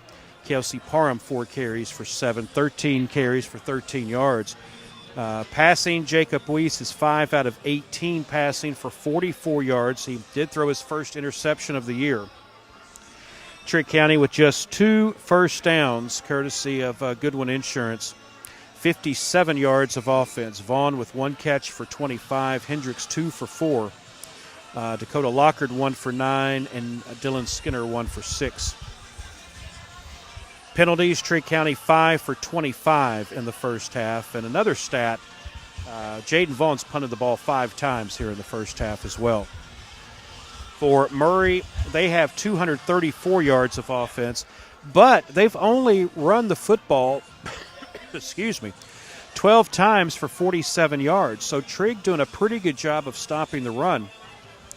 Sokolowski, 6 carries for 31 yards. He's been sacked twice. McAllister, 5 for 7, and then Lawrence, the big lineman, got the carry on the 9-yard touchdown to make it 12 carries for 47 yards. Sokolowski, 7 of 15 passing for 187 yards. 76 of that came on the swing pass right before halftime that set up their third score. 10 first downs, 234 yards of offense. McAllister's the one who caught that swing pass. He's caught 3 passes for 116 yards. Dank, 2 catches for 33 yards. Again, 10 first downs for Murray. They have been penalized 4 times for 25 yards in the ball game. Recap the scoring. McAllister, a 26-yard pass with 7:47 to go in the first quarter. The extra point was good. Then Dijon Miles, a 32-yard pass down the right sideline with 7:11 to go. That was a big gulp play. That made it 14-0, and then Lawrence poked it in from 9 yards out with 1:28 to go before halftime. The extra point kick failed, and it's 20-0. This is the Max's Convenience Shop halftime report. We'll have more at the break after this timeout here on 106.5 WKDZ. There's a place where face masks aren't required. The scenery is breathtaking, and the music is usually pretty darn good. Sure, it can get a little rowdy in the back sometimes, but it's also a place where families come together and memories are made. Where is this place, you ask? Why, it's parked outside your house. So grab your keys, round up the family, and go gas up at your local Max's. While you're there, grab an icy for the kids and some snacks for the road. Now, you may grab a face mask for that, but only for a few minutes, and then you're golden. Head out, explore, and see the stunning beauty of our Western Kentucky countryside. This is Max Arnold. This is your personal invitation to visit my family store. I guarantee you'll get service to the max every time. 99-cent fountain drinks, any size, anytime. Fuel for you. Fuel for your vehicle. Max's Convenience Shop. Max's. In 1971, a dream became a reality for Chapel Allen. That's the year Kentucky Machine and Engineering came into existence. And ever since it began over 49 years ago, they've been providing job opportunities for the people of Cadiz, Trigg, and surrounding communities. Greg and Steve worked alongside their dad, Chapel, in the family business for many years. And now, Steve, along with his son, Kyle, pledge the family tradition will continue on for a 3rd generation. Proud of their employees and proud of their company's commitment to quality and to this community. That's Kentucky Machine and Engineering. Do you need assistance paying your electric bill? Money is still available to help through the LIHEAP program, and your friends at Penny Ryle Electric urge you to take advantage of this important opportunity. Applications will be accepted through the end of October or until funds are depleted on a first-come, first-served basis. It's as simple as a phone call to Penny Ryle Allied Community Services in Hopkinsville at 270-886-6341. Penny Ryle Electric, proud to power your life since 1937. Then, now, and always. Community leaders around the area are supporting the greatest comeback of all time. Everybody here has been wonderful about supporting us local businesses. They're coming out just in droves to support us and to buy local. It's been a wonderful, wonderful few months of customer support for us. We appreciate you guys, and we appreciate our community. We love everybody out there that's riding bikes and having fun. And the ones that aren't riding bikes, we'll help you ride a bike if you need help. If you find one. Right now it's tough in the industry. We know it's tough. It's tough to get bikes, but we could keep you going. If you have one or you find something out there, we'll help you get it running. And we just appreciate all the people that have supported us through this. When we were shut down, we still had a lot of customers and still getting a lot of support from the community. The greatest comeback of all time is underway. Continue supporting local. Together, we can make a difference.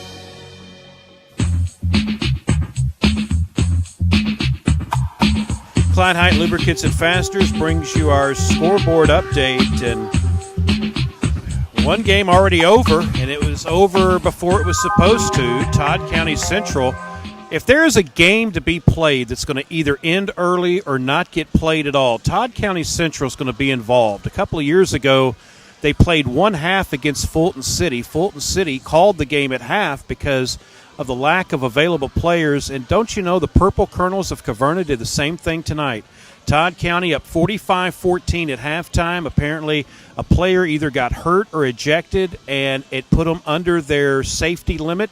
And so that's ball game, 45-14. So Josh Nichols of our YourSportsEdge.com crew had the longest assignment tonight, and by golly, he still may beat us home. Wow. He had to go to Caverna, which is located just down the road from Wigwam Village there in Cave City. That's right. That's so right. Stop off and get a wigwam. I've spent the night in a teepee there at Wigwam Village. It's an awesome place to go to right there. Of course, Cave City, home right outside of Mammoth Cave and Dinosaur World. Got to get a plug in for Dinosaur World. But yeah, 45-14, the final score in that one. In our red zone game of the night, Crittenden County leading Union County 21-6. That is a second half score. From statewide interest, Trinity leading Mayville 29-7. That's at the end of the third quarter.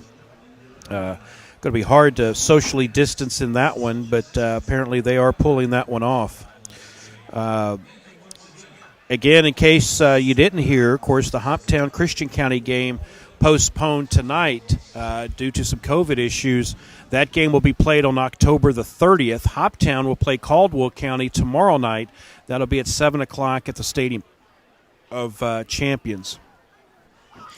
So that's the scores, courtesy of the Klein Height Lubricants and Fasteners scoreboard. Klein Height Lubricants and Fasteners located halfway between Cadiz and Gracie on US 68 for your high-quality machine engine oils, lubricants, belts, parts, fasteners, chains, plumbing and welding supplies, construction equipment or supplies, and, of course, they're also the home of the always reliable Interstate Batteries. Proud sponsor of Trigg County football and athletics as a whole. That's Klein Height Lubricants and Fasteners. And our halftime report brought to you by Max's Convenience Shop. Kyle Rader, a big fan of Max's, and he can tell you all about what Max's has to offer as well. Oh, absolutely. I'm a big fan of their 99-cent, any size, anytime soft drink. You know, we've got 2 Max's right next to the station. I can go out the front door or the back door at the station and head over and get a 99-cent, any size soft drink. They've also got wonderful ballpark hot dogs for when I'm getting the munchies in the middle of the afternoon. I can head over and grab a hot dog at Max's. I had one of those last week. Had to grab a hot dog because I was on a going to cover one of the events at Your Sports Edge, and the mood for a hot dog just hit me, and it was good, and it was gone quick. So, yeah, thank you to Max's Convenience Shop. Couple of more scores on the Klein Height Lubricants and Fasteners scoreboard. Trigg County's opponent next week is Paducah Tillman. They lead Callaway County 21-7. That's a third-quarter score. Graves County leading Mayfield 14-6 midway through the second quarter. I think we may get an updated score. That's at halftime now. Graves County 14, Mayfield 6. Graves County looking for their first win over Mayfield since 2008, which ironically was the last time Trigg County won here at Ty Holland Stadium. So 2008, an interesting year in football. And let's see, right now that's the scores we got on our Klein Height Lubricants and Fasteners scoreboard as part of the Max's Convenience Shop halftime report. We're going to get the comments from Wildcat head coach Mark Peach when we come back. You're listening to Wildcat Football. They trail 20-0 here at halftime on 106.5 WKDZ. 99-cent fountain drinks, any size, anytime. Fuel for you. Fuel for your vehicle. Max's Convenience Shop. Max's. Hi, this is Michael Oliver with Wildcat Chevrolet, and for the first time in a long time, we have a good selection of inventory on the lot. We have several new cars, SUVs, and trucks, and they're selling as fast as we get them. We're actually taking pre-orders on new vehicles, like the 2021 Tahoe, Suburbans, and Silverados. Chevrolet has ramped up their production, so there's more on the way. We've traded for a lot of nice pre-owned vehicles, so come see us. Wildcat Chevrolet, Cadiz, and check out our website at wildcatchevrolet.com. In 1971, a dream became a reality for Chapel Allen. That's the year Kentucky Machine and Engineering came into existence. And ever since it began over 49 years ago, they've been providing job opportunities for the people of Cadiz, Trigg, and surrounding communities. Greg and Steve worked alongside their dad, Chapel, in the family business for many years. And now, Steve, along with his son, Kyle, plans the family tradition will continue on for a third generation. Proud of their employees and proud of their company's commitment to quality and to this community. That's Kentucky Machine and Engineering. The regular season home opener finds the Titans hosting the Jacksonville Jaguars, an AFC South Division game. Our coverage on Titans Radio begins at 11 with the award-winning Titans Countdown, followed by all of the play-by-play action from the voice of the Titans, Mike Keith, and Coach Dave McGinnis. It's a kickoff at noon. Titans and Jags from the Music City this Sunday. 106.5 WKDZ.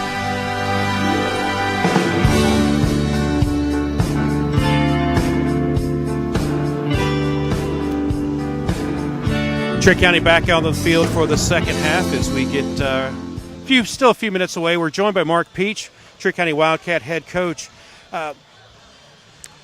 Coach, it's just really been a battle of field position in the first half. Murray has, other than the one big play there before half, they've not rolled up a lot of yards, but their drives have been shorter than you would wish. No, I told our guys I'm proud of them. They're fighting really hard. Field position we've been pinned inside the 5. I think both of them were inside the 1, 2.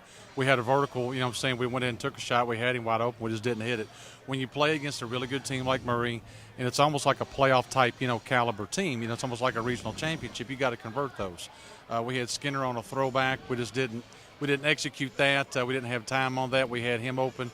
You're going to have to be able to, throw and hit some things to loosen them up a little bit. But the thing is, with our guys, we're fighting like crazy until the very end of the half. We're only down 14-0 with everything that had, gone against us. I mean, we're on the road. Our first road game, we got a sophomore quarterback. I think Jacob's he's fighting like crazy too. We got Jayden Vaughn, a freshman receiver. He's making some plays. We're making some mistakes, but we're doing it full speed, and we're giving a really good effort. You knew it was going to be tough to run against them with their two big linemen, 13 carries for 13 yards in the first half. So what do you try and do to maybe figure out a way to move the football on the ground? We talked about that at halftime. We made some adjustments. We'll see how that goes too. Certainly we got to mix in the pass. But that goes hand in hand. You have to protect the pass. We got to throw the ball. We got to make an accurate pass, and we got to catch it. All three of those things have to happen in order to have a successful pass attempt. Coach, thank you. We'll talk to you after the game. Thanks, guys. Wildcat head coach Mark Peach, 13 carries for 13 yards. He says they've made some adjustments, and we will find out what those are. We will come back with the second half. It's Trigg County Wildcat football. Wildcats trail 20-0. Third quarter up next here on 106.5 WKDZ.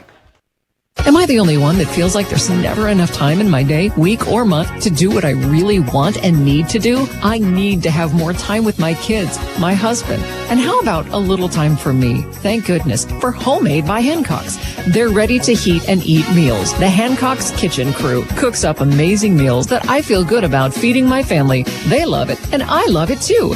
Hancock's Neighborhood Market, giving me just a little more time to enjoy my life. Hancock's. We make time for you. The staff of the Cadiz Record is proud to provide the citizens of Trigg County with an informative weekly newspaper filled with coverage of local events and offers from local advertisers. A tradition that started in 1881 and continues today. We keep track of local government and a variety of events and activities that impact the lives of Trigg Countyans. The Cadiz Record is published each Wednesday. To subscribe to the print edition or our online edition, call us at 270-522-6605, or single copies are available at a number of Trigg County businesses. And be sure to find us on Facebook, too.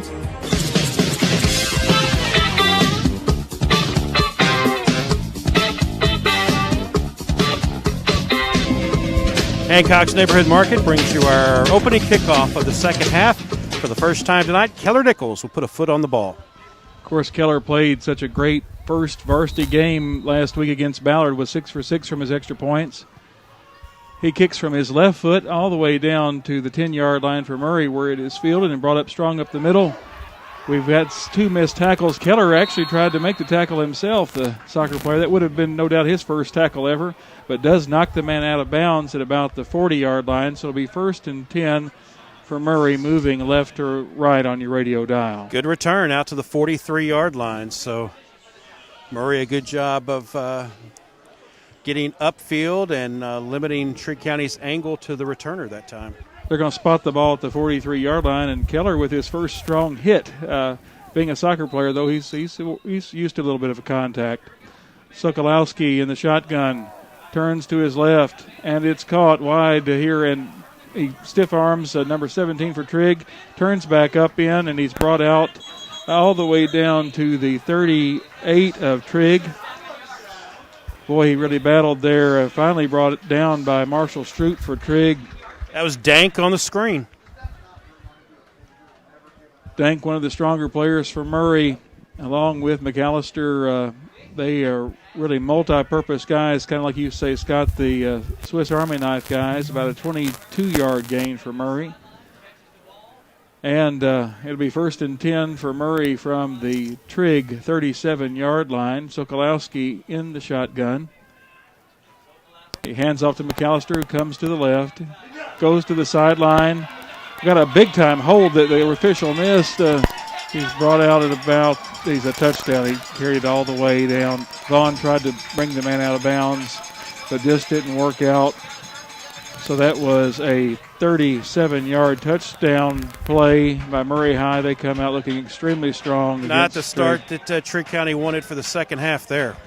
Yeah, Coach Peach talked about how Trigg had battled in the first half. We just seem to have come out a little bit flat to start the second half on those 2 plays with a lot of missed tackles. You know, the question coming in was how would Trigg County handle adversity? They had none last week in the win over Ballard Memorial. Here comes Kane to kicks the extra point. 11:31 to go in the third quarter, and it's good. So, as the start of the third quarter, Murray leads Trigg 27-0. 106.5 WKDZ worldwide, WKDZradio.com.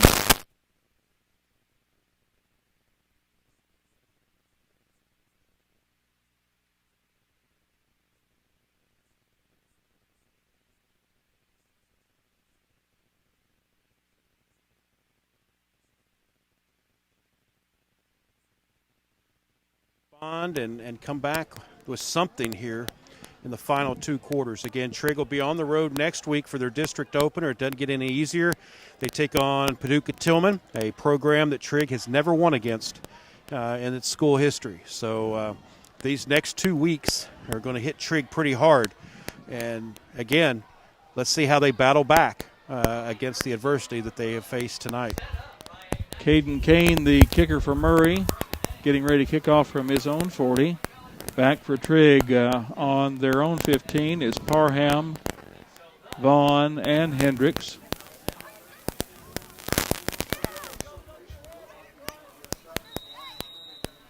$11:31 to go in the third quarter. Murray struck after 2 plays on their opening drive of the second half. And here comes the kick. It's going to be fielded at the 30. And Trigg turns it up all the way up to about the 44-yard line. Returned for Trigg by Dakota Lockard, who's was able to catch that ball and turn it up pretty strong. Be first down for Trigg. That's the key to catching the ball in the air and not letting it bounce.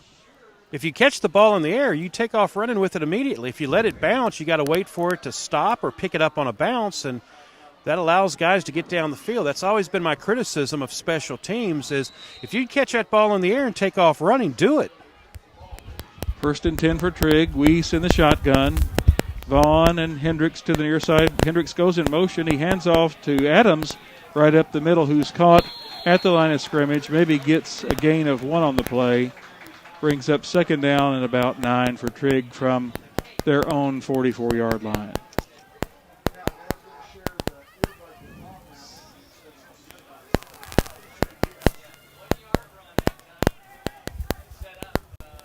Kenny Adams has, of course, received an offer to play football over here in Murray at Murray State. Primarily in the past has been a defensive player, but Coach Peach has been trying to open him up offensively. Weiss in the shotgun. He's looking to his right. Caught by Skinner. Turns it up, goes to the sideline. First down for Trigg County, about 11-yard gain for Trigg County. Brings up about first and 10 for Trigg from the Murray 47-yard line. Good play for Trigg. That's going to be a good one. Insurance. First down. Yes, there they go. I was waiting on the stick guys to move there. All right, Trigg is once again in the shotgun with Skinner to the near side along with Lockard split out. Vaughn and Hendricks to the left. Parham to the right of Weiss.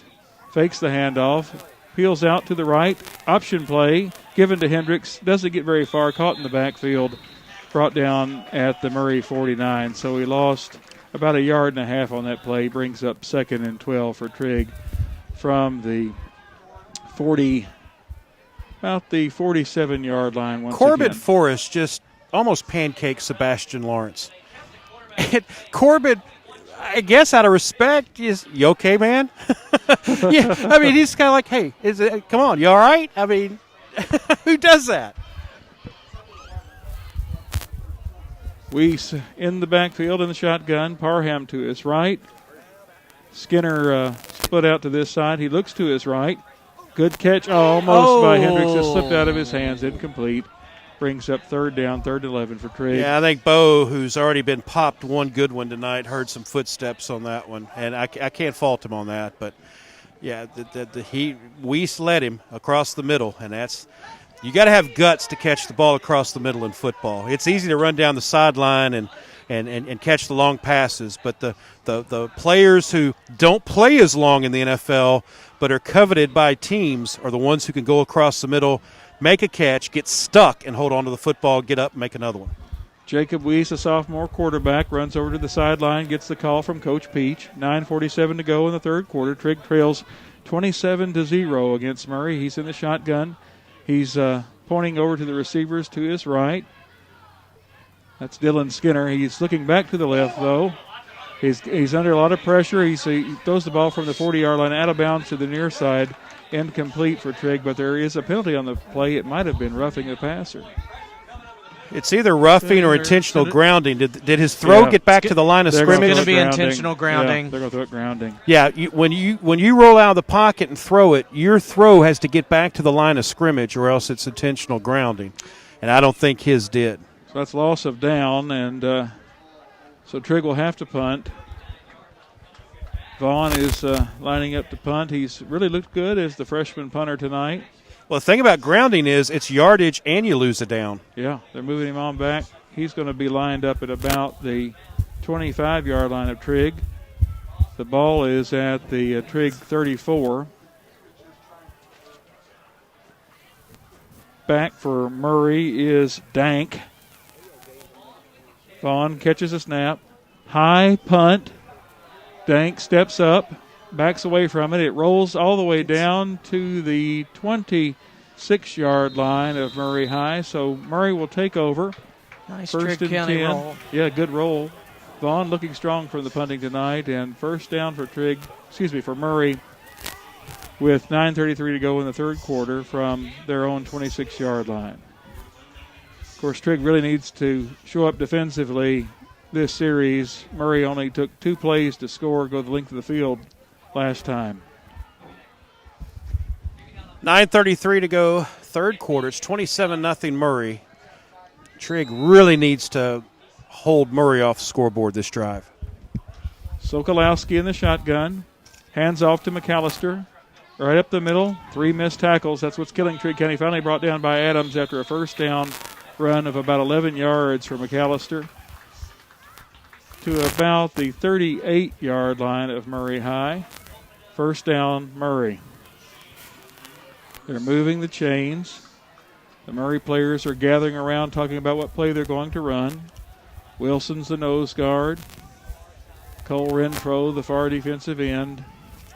Sokolowski in the shotgun, McAllister to his right. Looking over to the receiver to his left. They're checking their wristbands, changing the play. McAllister moves over to the left side, hands it off, goes back up the middle. He breaks off to the right, turns up to the sideline, and he's brought down finally at about the 47, 48-yard line of Murray. Very close to a first down, but I think they're going to mark him shy. It'll bring up 2nd and short for Murray, maybe about 2nd and 1 from the 48-yard line of Murray High. McAllister's like a water bug. I mean, he just kind of goes left, goes right, and just when you think he's going to go in one direction, he takes off and goes in another. He's very elusive. Versatile, too. He can really get up and show some speed in the open field and take some licks as he heads up the middle. 2nd and short for Murray. Sokolowski in the shotgun. And he's rolling out to the left. Turns up, and he's caught by number 17 for Trigg. That's Dakota Lockard once again with a good stop. Loss on the play for Murray of about 4. Well, no, they are giving him a generous spot. Might have lost 1 yard. Yeah. Looked like it should have been back about 2 yards further. But it's a 3rd down for Murray from their own 48. And they've got about a yard to go to get a first down. Sokolowski, shotgun, McAllister to his left. 2 twins to the right. He hands off to McAllister, who heads up the middle, then cuts out to the left and goes to the sideline. He breaks out. Only man left to catch him is Jaden Vaughn. Vaughn does bring him down at the 18-yard line. That's a 30-yard gain for Murray High. Bring up first down for Murray. 7:42 to go in the third quarter. Trigg trailing 27-0. First down Murray from their own 18, from the Trigg 18 rather. Sokolowski in the shotgun. McAllister right behind him. Players are a little bit slow getting to the line of scrimmage. McAllister now at 99 yards rushing. He had 7 at halftime. He's to the right of Sokolowski. Man in motion. Hands off to McAllister, who turns right, then turns back up. This time Trigg's right there to catch him. Andrew Hendricks brings him down at about the 16, 17-yard line. Gain of about 1 or 2 yards for Murray. Brings up 2nd and 8. This is where Trigg really needs to get a stop for their own morale and to slow Murray High down.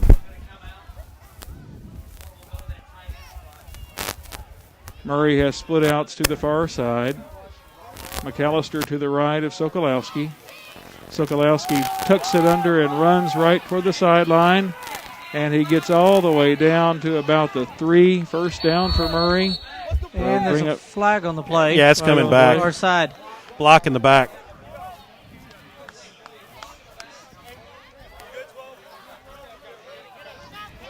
That would have been a first down, 1st and goal for Murray from the 3. With the penalty, they're going to bring it back, block in the back. Line of scrimmage at that time was the 8-yard line.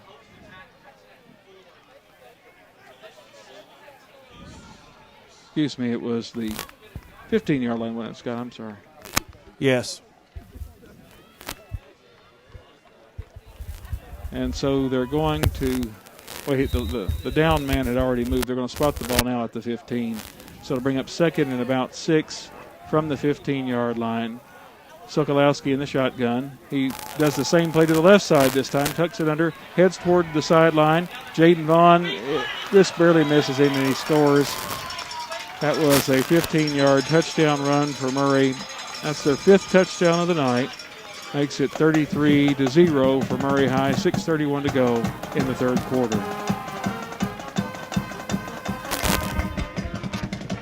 This is my tribute to Kyle Rader. I'm down here by the band. Enjoy, Kyle. I appreciate it.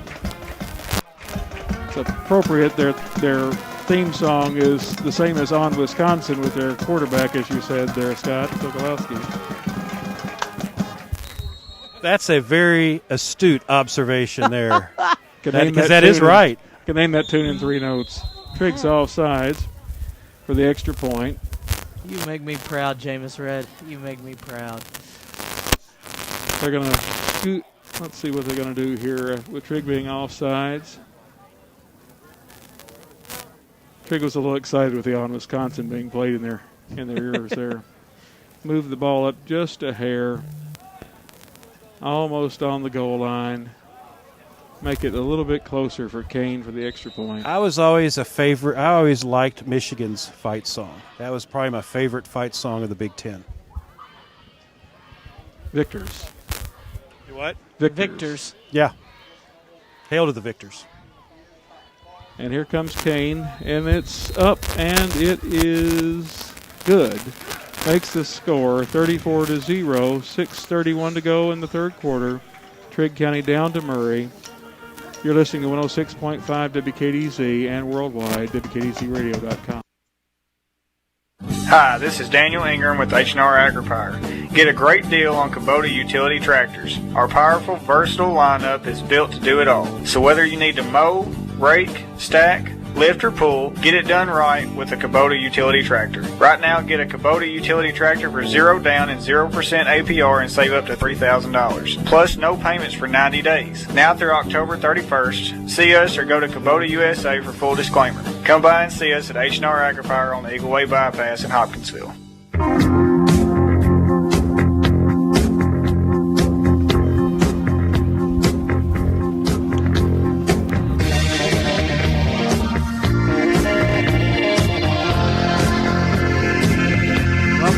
Ty Holland Stadium as the Wildcats are down 34-0 against Murray as Murray is set to kick off.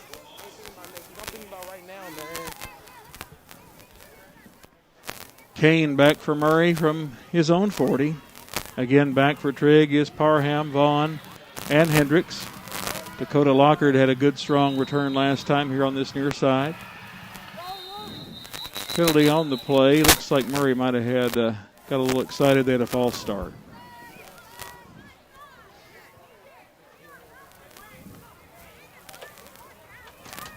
So they're going to move Murray back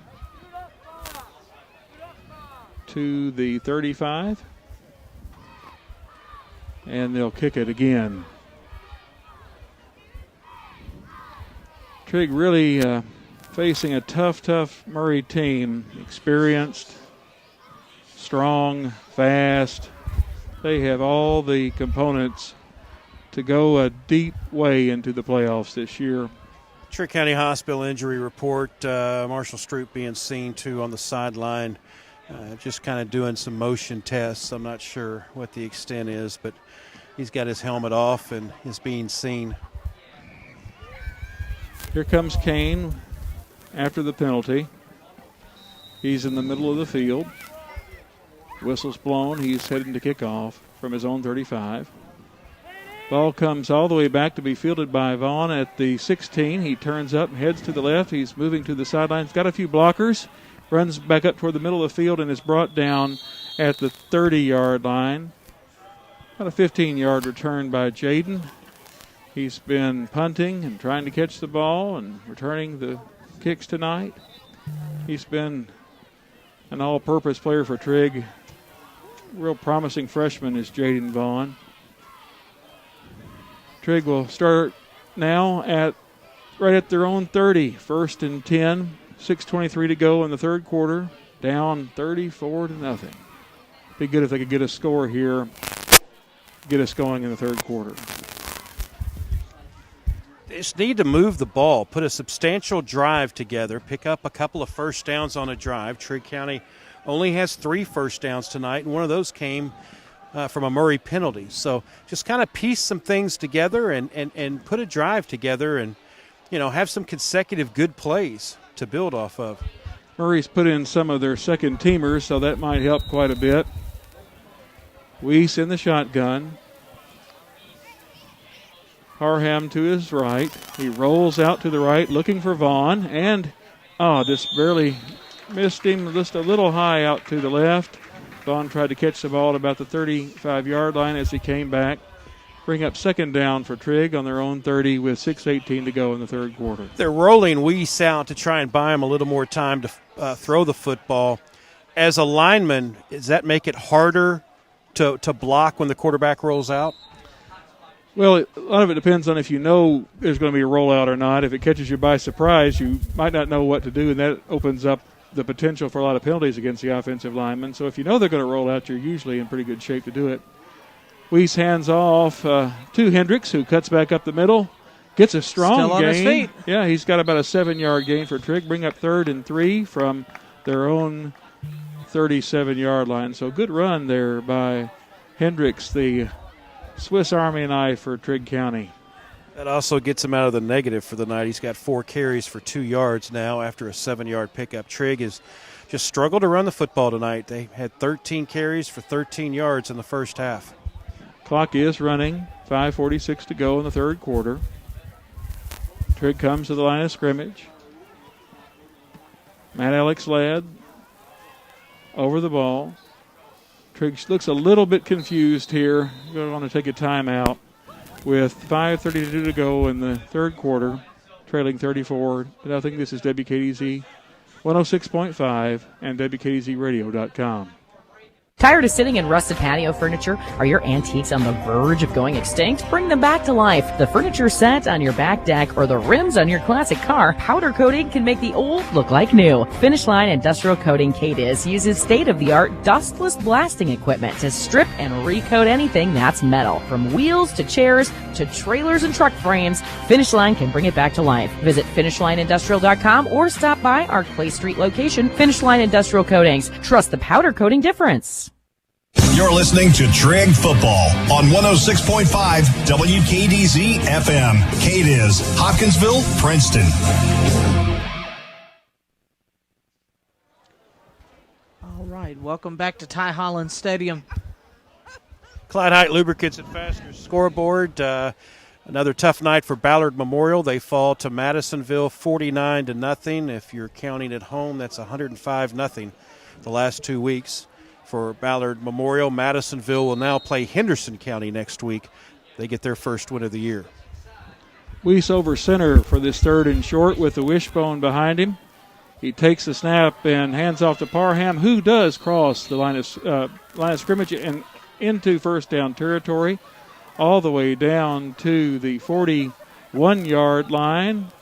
And we'll bring up a first down for Trigg County. So good play coming out of the timeout for Trigg County out of the wishbone. Weiss to Parham. First down from their own 41. Goodwin Insurance first down for Trigg County. Their 4th of the night. Jaden Vaughn back into the game along with Hendricks back into the game. Weiss comes from the sideline giving the play to the lineman and to Parham, who's right to his left. Vaughn and Hendricks to this side, and Skinner is split out to the far side. Comes to Weiss. It's a designed run. He fakes it up to the middle, and then he turns and gains about 2 yards to the far sideline. 2nd and 8 for Trigg from about the 42, 43-yard line. The worst place to get a mosquito bite, your knuckle or your forehead? They're only going to give him 1 yard, so that'll bring up 2nd and 9. My answer to that is the forehead. I just took one. Oh, Had a bird land right on my head. And ouch. hit me right in the forehead. Actually, near the spot where you caught that great outfield catch when you were in the All-Stars here at Murray as a 13-year-old. Handed off here to Bo Hendricks.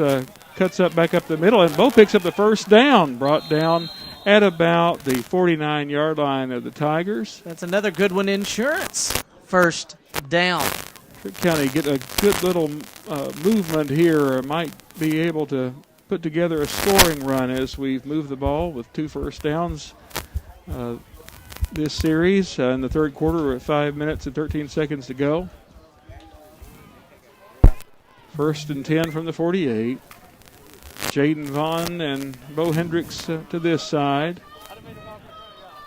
Skinner and Connor Wallace over to the left. Parham to the left of Weiss in the shotgun. Weiss looks over to the left, and the ball is caught by Connor Wallace. Catches it and turns up and is brought down at about the 32-yard line. Another first down. A Goodwin Insurance first down. Trigg County's finally starting to see a little movement here on the ball now, getting down into the Murray side of the field. Gain of 16 by Connor Wallace. You're going to be hard-pressed to find any kid better than him. Yeah, he's just a good kid. Wallace is split out to this side with Vaughn on this first down play. Weiss hands it off to Bo Hendricks, who's caught in the backfield and loses about 3 yards on the play. So that's going to bring up second and about 13 for Trigg from the 35-yard line. 4 minutes and 34 seconds to go in the third quarter. Trigg scoreless. Murray with 34 points. Trigg comes to the line of scrimmage. Second and 13. Weiss in the shotgun. Parham to his left. Hendricks and Vaughn to the near side. Skinner to the far side. He's looking to the far side. Sees Skinner. Little bit high. Just touches his fingertips. Incomplete. Yeah, that's got to be caught. Open. And again, that's a footsteps play. You hear the footsteps coming, and you want to catch the ball and get your head around so you can see where the defender is, and I think he turned that head a little too quick. Third and 13 from the 35. Trigg County trying to get their first touchdown of the night. Vaughn and Hendricks now to the far side. Skinner to the near side. Trigg with 2 running backs this time, Hendricks and Parham. He hands off to Hendricks to the left side, who cuts up inside and is brought down at the 30. So gain for Trigg of about 5 yards. And it will bring up fourth down for Trigg. Fourth and about 9. Trigg's going to go for it. Yeah, it's 4 down territory because the next time Murray scores, it puts a running clock up. So if you can punch the ball in here, that may delay that for a little bit. And Trigg with the clock running, 3:37 to go in the third quarter, down 34-0. Weiss in the shotgun. Vaughn and Hendricks on this side. Looks like they're going to have a timeout. Trigg County. So with 3:30 to go in the third quarter, Trigg takes its second timeout of this half. They are trailing 34-0. 106.5 WKDZ, 106.5 in Cadiz, Kentucky, worldwide, WKDZradio.com. This is Mallory Lawrence, and I hope you'll join me in staging the greatest comeback of all time. Kortner's Collision is here for you now during these uncertain times. Just like they've always been there for you, they know that collision is the last thing you need right now, but no matter when it happens, they help take some of the stress away from working with your insurance company to returning your vehicle in pre-collision condition. Damon and his crew provide a quality job completed in a timely manner. Rest assured, Kortner Collision is here today, and they'll be here tomorrow. Kortner's Collision, Glenwood Mill Road in Cadiz. You're listening to Trigg Football on 106.5 WKDZ FM. Cadiz, Hopkinsville, Princeton.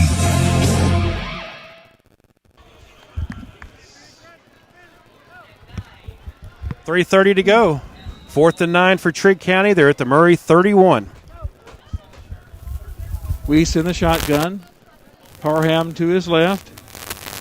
He rolls back to his left side and just gets out of bounds as he has some heat, but they're actually throwing the late flag. Yep, late flag. I think it's going to be roughing the passer. That would be a real gift here on 4th down for Trigg. Yeah, you're not kidding. They are looking to move it forward, so maybe it is. No, they're going to call grounding. Intentional grounding, I believe, again. Yeah, because right as he went out of bounds, he flipped that ball, and he didn't get back to the line of scrimmage. That's sure. Twice now. Yeah. I'm not sure if he could see a receiver or not. It looked like he was almost out of bounds when he did that. He was. He's got that. He's got to have an internal clock, or he's got to have an internal compass. He's got to know where he's at, and if instead of running out of bounds and taking the loss, he's got to know where he's at and know to fling that ball down the field out of bounds. So with the loss of down, Murray takes over. 1st and 10 from their own 44. Sokolowski rolls to the left. Adams closing in on him and misses the tackle. And he heads on the sideline. He's going to go all the way. He's on the 10, the 5, and he has scored for Murray's 7th touchdown of the night. That was their 6th touchdown of the night. That was all the way from the 44-yard line of Murray. So that was a 56-yard touchdown run by Rowdy Sokolowski, quarterback for Murray High.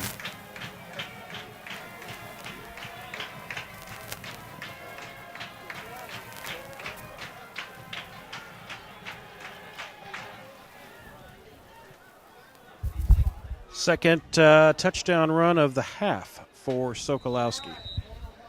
Here comes Kane for his 6th attempt of the night. And it is good. So with 3:10 to go in the third quarter, Trigg trails Murray 41-0. And we'll take a break at 106.5 WKDZ Worldwide, WKDZRadio.com. The Cadis Pharmacy continues to accommodate the needs of customers by providing drive-through service, curbside pickup, and even delivery. They want you to know that they have masks, gloves, and thermometers, all the things you need in your home and businesses will need as they start to reopen. You can depend on Cadis Pharmacy for all your family's prescriptions, over-the-counter needs, along with great customer service. The Cadis Pharmacy, your local Health Mart pharmacy. Lakota Drive, Cadis. Health Mart, caring for you and about you.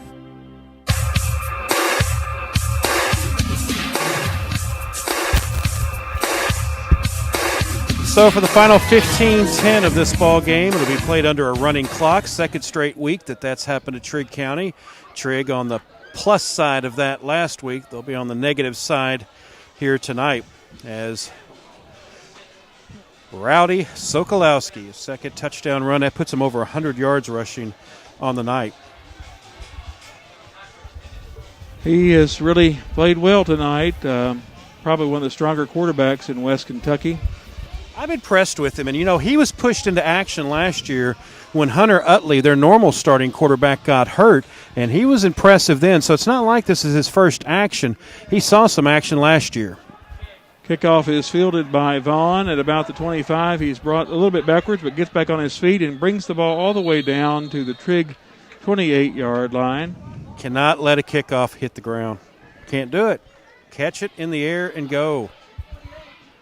That and sort of open field tackling are two things Trigg County is going to have to work on to improve this season. Yeah, there has been a lot of missed tackles tonight. And the thing is, it's not one-on-one play. It's been 2 or 3 on one play, especially on the long gains that Murray's had tonight. 1st and 10, Trigg County. 2 minutes and 20 seconds to go in the third quarter. Weiss in the shotgun with Parham to his right. Skinner split out to the near side.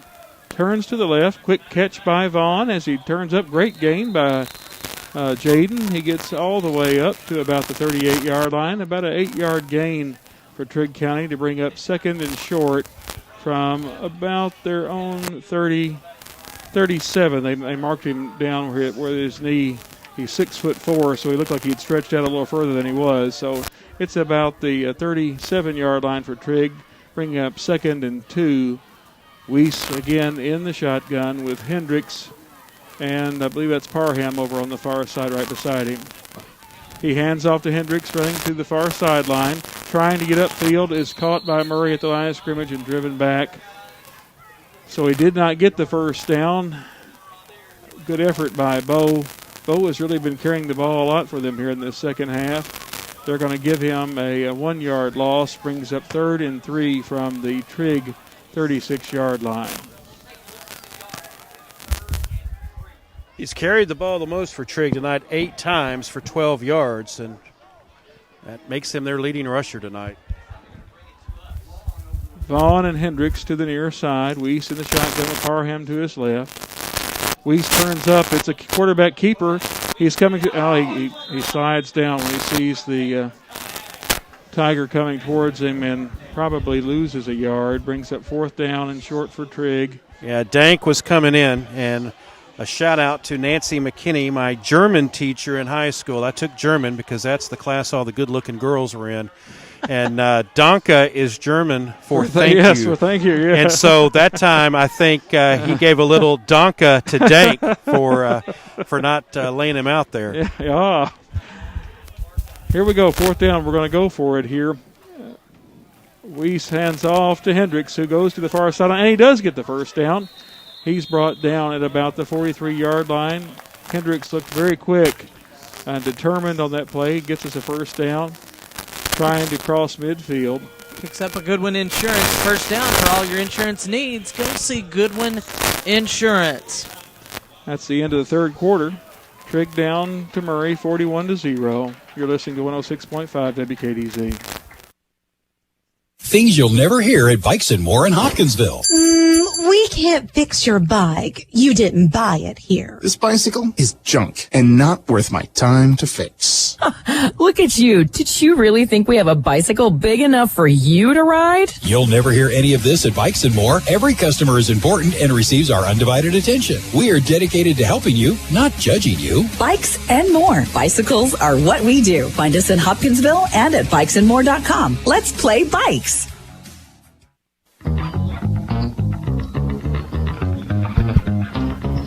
Welcome back to Ty Holland Stadium as the Murray Tigers lead your Trigg County Wildcats 41-0 as we kick off here now. Well, we don't kick off, but we're going to move into the fourth quarter. Trigg got a good first down run from the senior Bo Hendricks, who probably anticipated being the quarterback this year, but has taken on the role of receiver and running back and done a great job. Weiss in the shotgun. Keaton Harris now to his left. Parham split out to the far side. He rolls out to the far side. Sees Vaughn wide open. Ball a little high, but caught and then dropped by Vaughn at about the 35-yard line of Murray. So missed opportunity yet again for Trigg. That was so close. Bring up 2nd and 10 for Trigg.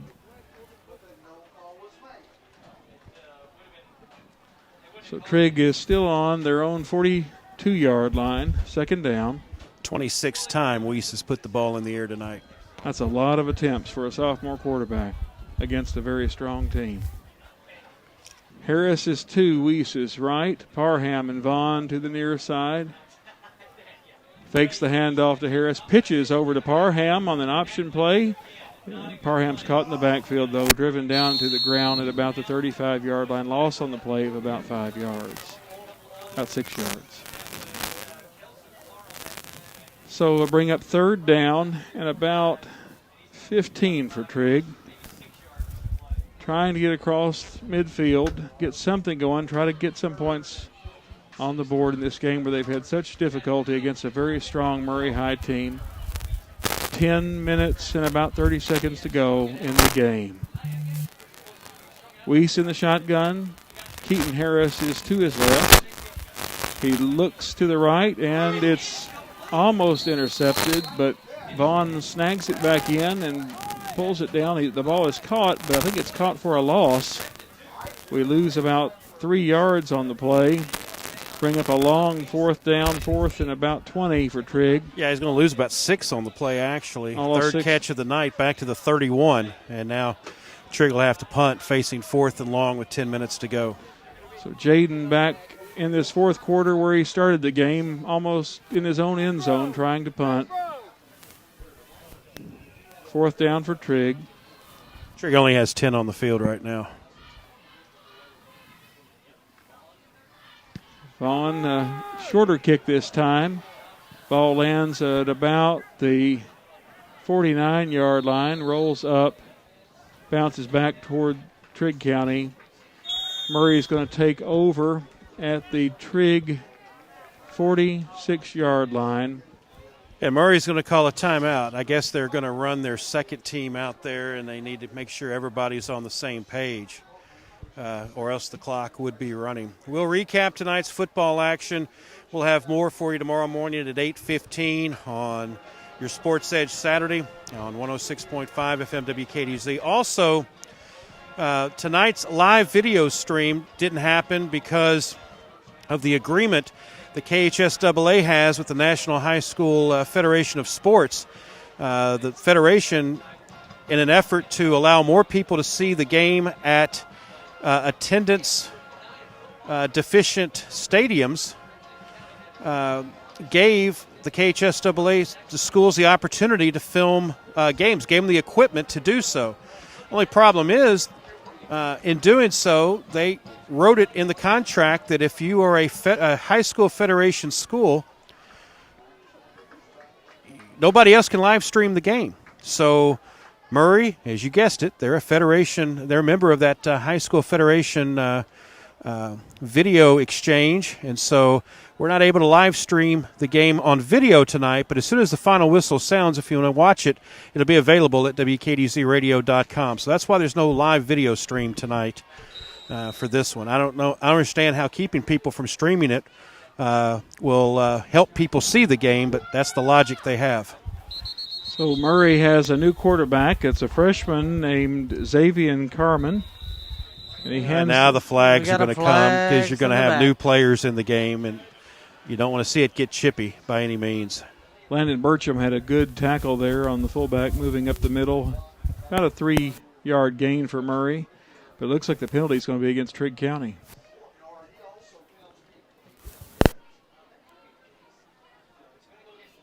Well, now he's pointing back toward, it's against Murray High.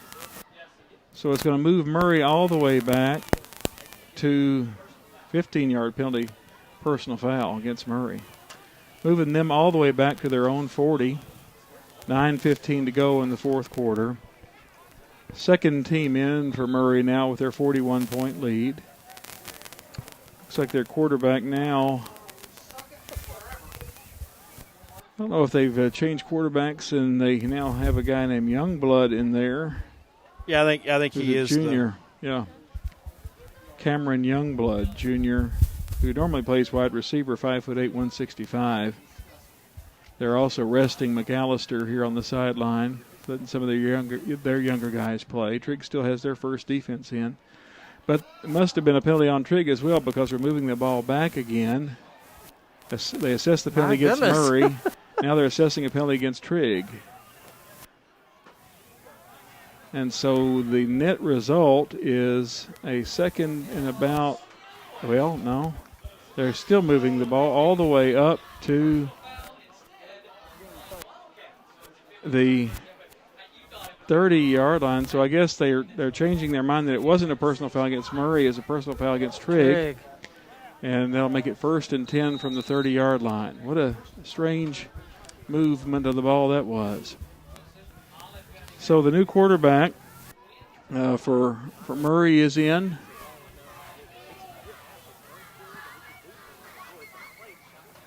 Let me Colin Wilson, actually. Hand the ball off to number 16 for Murray. Kiwana Olive, freshman, 5'11", 170, brings the ball down to about the 29, maybe a pickup of a yard on the play. 2nd and 9 for Murray High. Olive is a common name in the folklore of Murray athletics. Yes. Street also. 2nd and about 9 for Murray High from the Wildcat 29.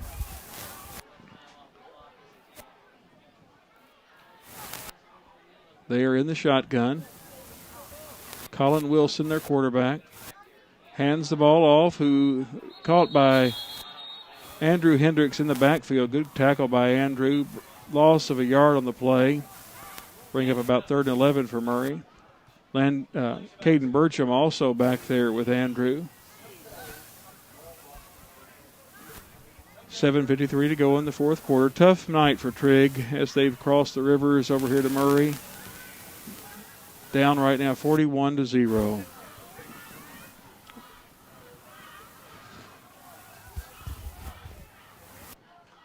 Wilson in the shotgun. To his right is Olive.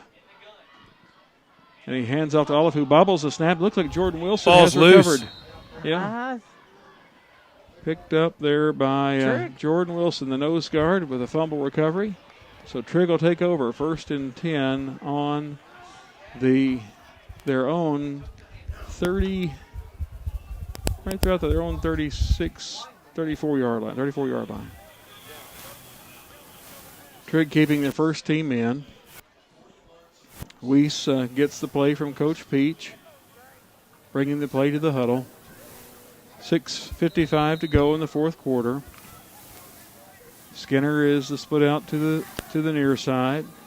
Parham is to Weiss's left, and Harris is to his right. Here's the snap. He hands off to Parham, who runs over to the right side. About an 8-yard gain. Good strong run. Good blocking up front by the Wildcats. 8-yard gain brings up 2nd and 2 from the Wildcat 43-yard line. Weiss in the backfield in the shotgun. Harris to his right. Weiss steps back. He's looking to the right. He throws the ball to Vaughn, who's wide open. Just a little bit high. Almost caught. Jaden got his right hand on the ball. Almost got his entire right palm on the ball, but just couldn't bring it down. So that still brings up 3rd down for Trigg. They're on their 43-yard line. Weiss takes a snap. He's going to run the ball, and he's brought down in the backfield for about a 3-yard loss. 5:34 to go in the fourth quarter. 4th and 5 for Trigg. Weiss going over to Coach Peach, trying to decide if they're going to run a play or if they're going to kick. I think they're going to just run the play. Weiss comes back to the huddle, bringing Skinner over to the near side, Vaughn to the far side, Harris and Parham in the backfield. 4th and 5. Weiss gets a snap, hands off to Parham, who runs to the right side, cuts up the middle. First down, all the way down to the 42-yard line of Murray. Actually, they'll mark it on the 43. Good first down run by Kelsey. Another first down courtesy of Goodwin Insurance. That's Trigg County's 9th of the night. Quick look at the Clyde Height Lubricants and Fasteners scoreboard. Mayfield leading Graves County 24-14 in the 4th. Tillman leading Callaway County 41-14 also in the 4th. First down for Trigg. Weiss hands off to Parham, who comes to the near side. He's caught in the backfield, brought down for a big loss. About a 6-yard loss as he is caught in the backfield by Will Mitchum, 6'2", 205-pound junior for Murray High.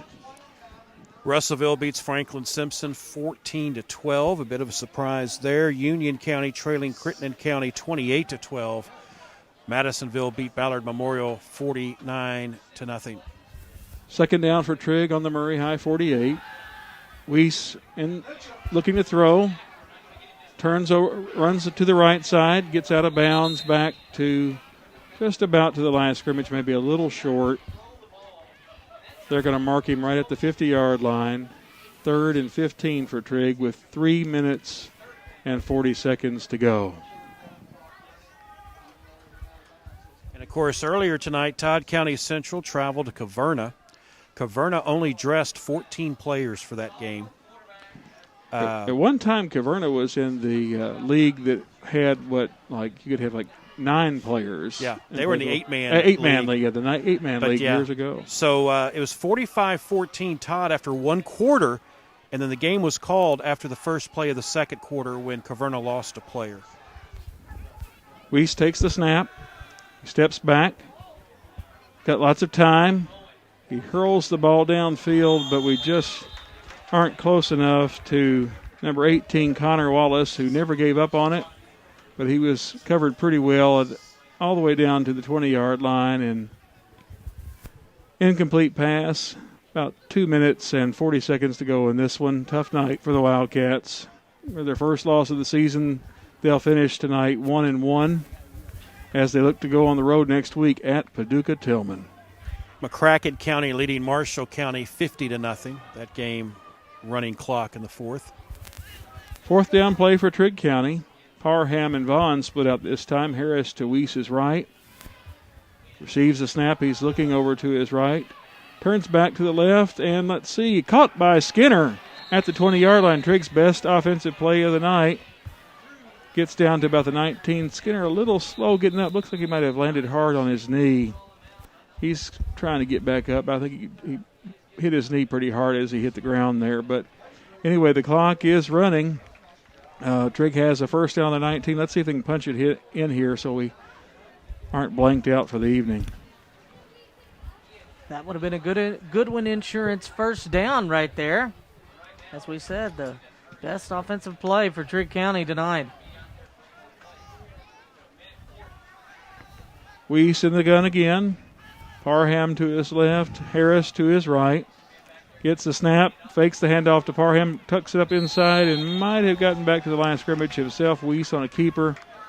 1:25 to go. Clock is running. Second down and about 9 for Trigg from the Murray 18-yard line. So Trigg's got a minute to score if they're going to get a touchdown in this game. Weiss in the gun. Lockard split out to this side. He takes the snap. He's looking to the right.